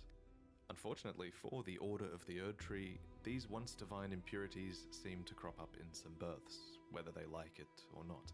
Almost like it's a genetic trait, as if it touches upon the Crucible at the root of the Erdtree. And so you have to ask, is it really a curse to be born as a graceless Omen? Well, as with most curses in these games, I think that depends on your perspective. In any case, Mohg and Morgott were Omen royalty, and thus they were born into a wretched mire far below the earth, horns and all. Here, they were kept under the strictest confinement. Each of How's them the were bound download with going? charmed shackles that were About covered in halfway. roots or thorns and bathed in golden magic. It seems very few people were supposed to know that they even existed. Morgott, for his part, renounced and despised his accursed Omen blood, but his brother Mohg embraced it. Okay, be Deep right back. underground, Mohg stood before an outer god, a being called the Formless Mother, who craves wounds, a being capable of bestowing power upon accursed blood. In this moment, Mohg's accursed blood erupted with fire, and he became besotted with the defilement that he was born into. Here, deep below the earth, he would go on to build a dynasty of blood in reverence of a mother, something it seems he never truly had.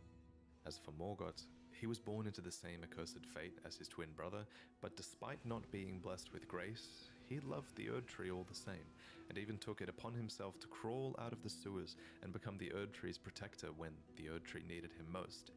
In the end, he rightfully became the Omen King and Lord of Leyndell. Omen or not, he was, after all, born of Godfrey and Marika's golden lineage. Of course, the marriage between Godfrey and Marika would be ended, and before long, Marika remarried with another man, a champion named Radagon, who Marika calls her other half. He became second Elden Lord and the king consort, but he also brought with him 3 children from a previous marriage that he had had with a Carian queen named Rennala. These children were Ranni, Rykard, and Radahn, and they all became demigod stepchildren after Radagon's union, reunion with Queen Marika. Possessed of his father's flaming red hair, Radahn was fond of its heroic implications and considered himself to be born of a great champion. Yet he also looked up to another man, Godfrey, the first Elden Lord, Queen Marika's first husband and the Lord of the Battlefield. But Radahn wasn't just the son of Radagon and an aspiring Lord of the Battlefield, he was also the son of Rennala, who was head of the Academy of Raya Lucaria and Queen of Caria. So as a Carian royal, inclined towards sorcery, Radahn bent his will towards mastering gravitational magics. Rock sling, gravity well, collapsing stars. These techniques were taught to him in Sellia, the town of sorcery, all so he would never have to abandon his beloved but scrawny steed. That said, before long, his powers would be put towards a more cosmic purpose than simply allowing him to ride his own horse. Radahn was taught gravitational magic by an Alabaster Lord, a member of a race of ancients with skin of stone who was said to have risen to life when a meteor struck long ago. And when his lessons were complete, Radahn uttered these chilling words. Thank you for your tutelage. For now, I can challenge the stars. And of course, he did conquer the stars, and the very constellations would be halted by his strength. But of course, you kind of have to ask, why?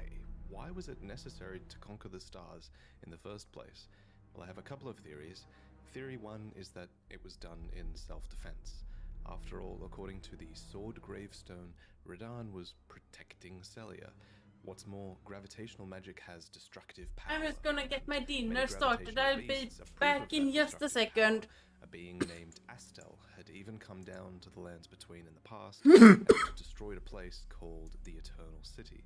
What's more, Sellians are descendants of the Eternal, positioned right above the Eternal City underground, so there is an argument to be made for Radahn purely defending Sellia for some reason here. But it's possible for Radahn to have fought in this conflict and to have made the first move as well, so this is theory 2, that Radahn conquered the stars as a preventative measure in service to the greater will.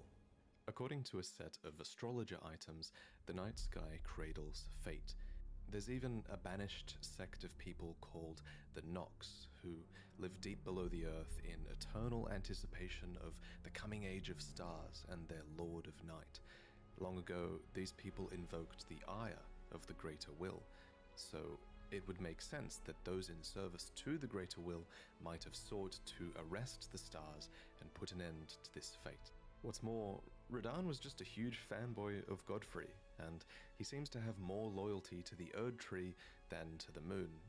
Finally, the telescope item description says that the fate once writ in the night skies had been fettered by the Golden Order, so surely this is referencing Radahn's actions, and it levels the blame at the Golden Order. But putting Radahn's motivations aside, it's a fact that the stars were held back, and that this had great consequences for many, especially for the rest of his Carian royal family. Let me explain. The fate of the Carian royal family is guided by the stars, as is the fate of Lady Ranni, first heir in the Carian royal line. But General Radahn is the conqueror of the stars, who stood up to the swirling constellations, halting their movement in a smashing victory. And so, if General Radahn were defeated, the stars would once again resume their movement, as would Lady Ranni's destiny. Lunar Princess Ranni was the daughter of Radagon and Rennala, and sister to Radahn. Interestingly, if you look at her true body atop the Divine Tower, it looks like she might have also inherited the red hair of Radagon. Cool detail. But unlike her brother, Radahn, she quite clearly took after her mother more, who was Rennala, head of the Carian royal family. The House of Caria has this storied history, one that seems to go way back to the astrologers. In the Carian Manor, we find one of their treasures, the Sword of Night and Flame. It reads, astrologers who preceded the sorcerers established themselves in mountaintops that nearly touched the sky and considered the fire giants their neighbors. Rennala herself was an astrologer, always chasing the stars in her youth. Then she met the full moon, and in time, the astrologer became a queen, establishing the House of Caria as royalty. Caria appears to have a matriarchal hierarchy, with multiple princesses and carrier knights that serve as their retainers.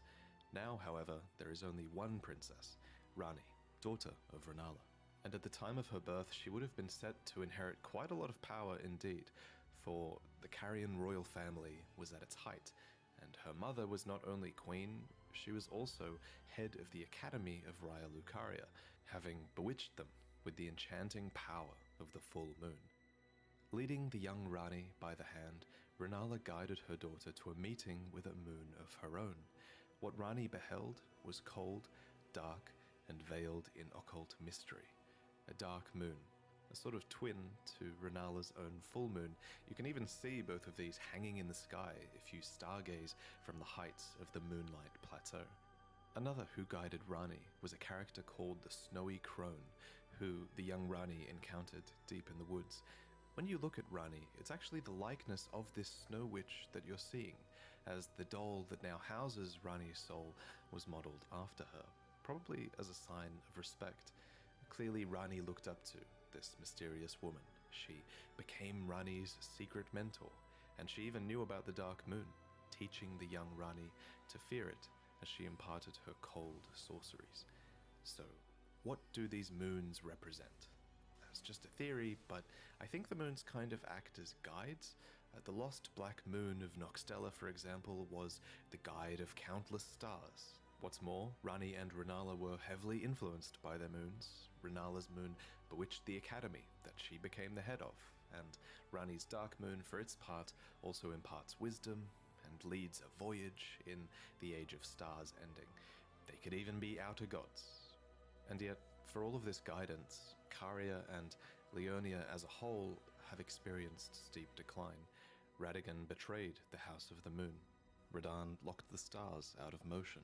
The Academy town is flooded to the north. Caria has been ruined in the west, and the stars and moon have gone their separate ways. Nevertheless, Rani, last princess of Caria, remains, carefully setting new plans into motion. Sibling to Rani and Radahn was a man named Rykard, who was lord of the Volcano Manor. There is evidence that Rykard was friendly with his siblings. He conspired with his sister Rani later on, and there's even a portrait of Radahn hung in the Volcano Manor, as well as a portrait of Rykard himself before the fall. Item descriptions mark Rykard as stern, ambitious, heroic, and blasphemous. A part of this blasphemy was opposing the Erd Tree, which actually drew many knights to his banner, for Rykard believed in taking by force, just as the gods did, and clearly many believed that he would usher in a new age. The armor set of the Gelmir Knights reveals to us what were once very loyal soldiers. The crest of red feathers are there to symbolize Rykard's pedigree as Lord Radagon's son, and the emblem upon their chest piece represents a lord who had lofty ambitions. However, as Rykard delved into the ancient secrets of Mount Gelmir, he came across the immortal Great Serpent, an ancient deity that aligned with Rykard's ambitions. And so, Rykard fed himself to the Great Serpent so that he might devour, grow, and live eternally. Alas, this was too much for his knights, and they believed that their master's heroic ambitions had degenerated into mere greed. So they searched desperately for a weapon with which they might halt their lord, and they found it too. The immortal serpent had lived for a long time, and so there was also a weapon to kill it that had been designed long ago as well, a serpent hunter. But it was too late. As the lord lost his dignity, so too did the knights lose their master. Not that it bothered Rykard. Now we can devour God together. Next, we need to discuss Melania and Miquella. These two were twins as they were born. No, Rykard, please. Anyway, as you know, Radagon's marriage with Rennala did not last. Afterwards, he returned to the Golden Order and became Queen Marika's consort. But what I haven't yet mentioned is that, together, they were blessed with two demigod children, the so-called twin prodigies. Now, in the last lore video, I briefly proposed that these two twins were born after the Shattering, after Radagon and Marika had merged together to become a single god. However, I've since changed my mind. I think Malenia and Miquella were clearly born before the Shattering. There's just so much proof that these two twins were a force that were influencing the world long before the Shattering took place. Anyway, both of these twins were born afflicted. Specifically in the Japanese text, it's said that their births were vulnerable. Miquella was born afflicted with eternal youth, and Malenia, for her part, was vulnerable to rot. Interestingly, Malenia's scarlet rot is actually an outer god. This outer god, like many others in the game, seems to have an order that is able to be imposed upon the world via an Empyrean vessel, and Malenia was that vessel. And while the scarlet rot is pretty terrible, you can sort of argue that it's got a beauty to it. According to Gowry, the order of rot is resplendent. It's a cycle of death and rebirth, kind of like the lotus flower, which is a flower that blooms anew, beautiful and fresh from mud. I actually have art of this flower hanging in my home. I always love the symbol of it. I actually have lots of art hanging now, and I'm going to talk about all of this artwork that you can buy at the end of the video. Anyway, so Malenia the Empyrean was vulnerable to and afflicted by the scarlet rot. There was said to be no cure to this, and while fire and consecration seemed to be somewhat effective at warding it off, Malenia would slowly lose her physical self to the rot. Interestingly, old legends of the scarlet rot have persisted in the world for generations, and we learn more about the rot god from the Blue Dancer charm.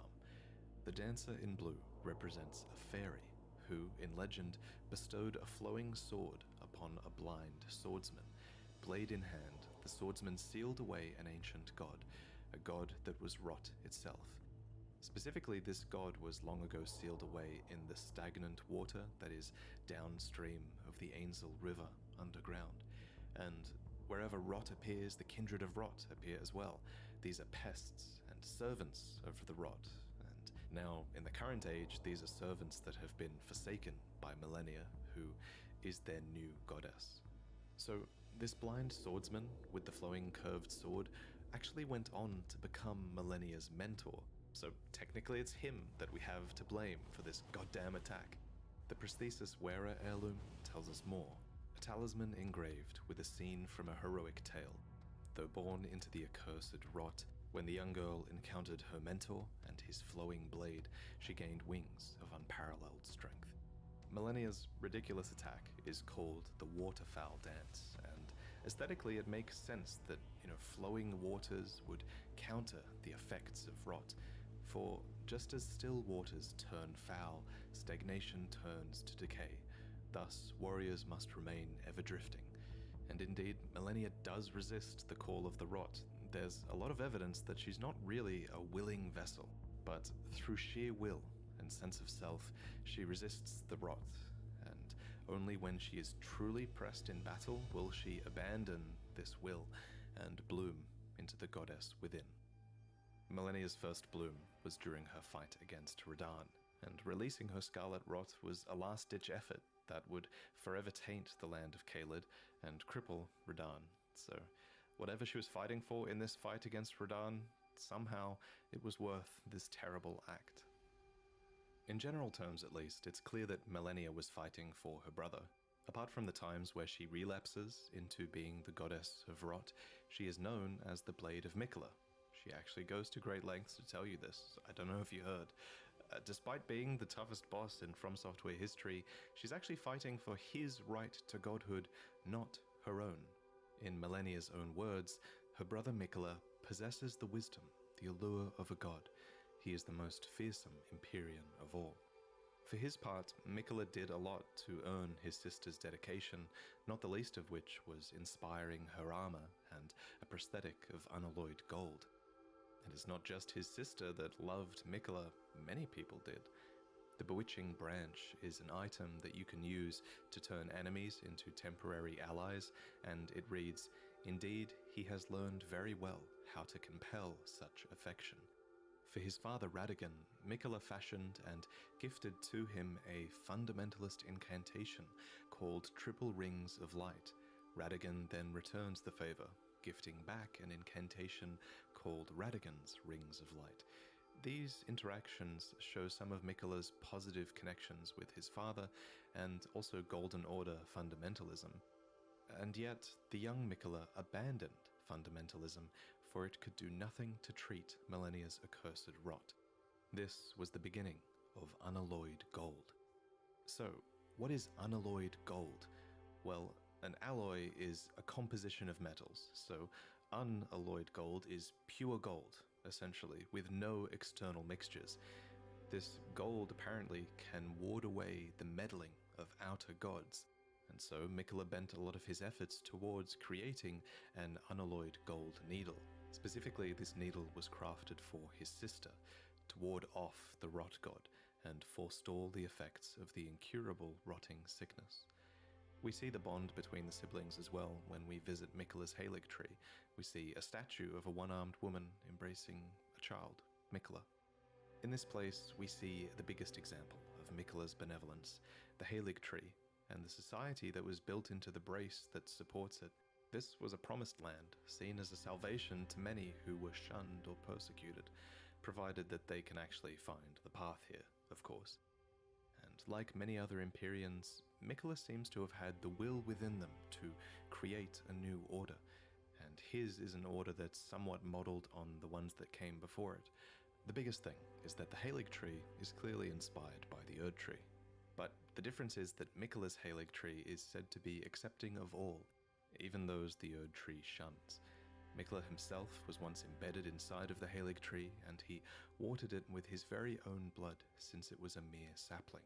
Tragically, however, he was ripped out of this womb during the shattering, and his Halig tree ultimately failed to grow into an Erd tree, becoming a misshapen husk instead. But that's the story for another day. There's also a ton of cut content to do with Miquella, and he's one of the most mysterious demigods, who I'm sure we'll learn about more later. But there is one more thing that I want to mention before I go. It's kind of one theory I had during the making of this video. So, Miquella and Malenia each have their own butterflies. Malenia's is the Aeonian butterfly, which inhabit the swamp of Aeonia and are rumored to come from the wings of the rot goddess herself. And I think it's fair to say that Miquella's butterfly is the nascent butterfly, which appears as if it's just emerged from its cocoon for its entire life. This is a reference to Miquella's eternal youth and his cocoon in the Halig tree. But there is, of course, a third butterfly, right? There's the smouldering butterfly. It's said to be an eternally burning butterfly that serves as kindling. Now bear with me, but it's my theory that this butterfly is a reference to Melina, who the Blade of Calling calls the kindling maiden and the one who walks alongside flame. This might suggest that Melina is a sibling to Malenia and Miquella. Again, that's just a theory, but what I really want to talk about here is that, at the very least, Melina is almost certainly the daughter of Marika. We learned this a long time ago from looking at her name in the game's files, and we can further infer it from her dialogue, as she has a few lines that refer to mothers and one that says that she was born inside the Erd tree. So, her being the daughter of Marika is also just a theory, but this one is much more concrete than the butterfly one. Although the reason I like the butterfly theory is that it gives us a hint as to who Melina's parents might have been. Her parents would have been Radagon and Marika, which is to say Marika herself alone, I guess, because Radagon is Marika. Honestly, Melina as a character has only become more mysterious since the game was released, and I'm really only scratching the surface with this theory. But speaking of times before Elden Ring was released, back then, a long time ago, I commissioned this piece from a renowned artist named Marco, and now I'm so excited to reveal it for the first time. This storybook scene is heavily inspired by the early looks we had at Elden Ring, with a red-haired protagonist, spirit companions, a mount that looks like Yakul and a bit like Torrent, and a few other hidden details in the piece. This piece, and all of my other prints, are now available over at Spring, where you can actually buy them fully framed and ready to hang. They actually ship with a beautiful frame. The frame itself is a nice black satin finish, and you can even opt for a white border around the print, which I think looks really classy in certain cases. I think these posters are a cool way to support the channel and artists, and for you to actually get something in return that will make your room look better. So check out my prints if you're interested.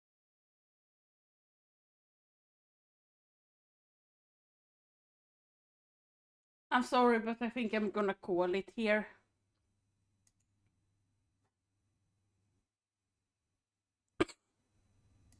I'm getting way too tired.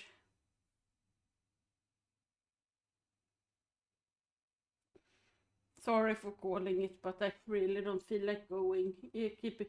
Keep going right now.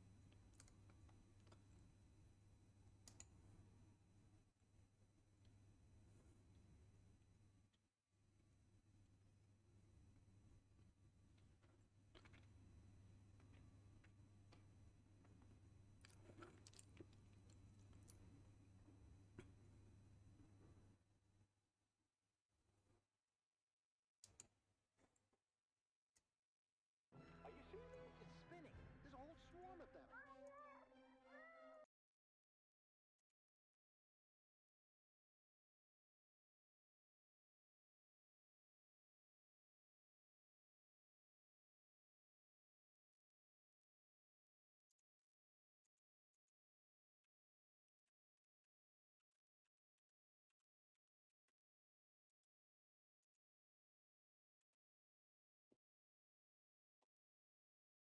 But thanks for hanging out, everybody, and thank you, Orchid, for the raid. And I'll talk to you guys again soon. Bye bye.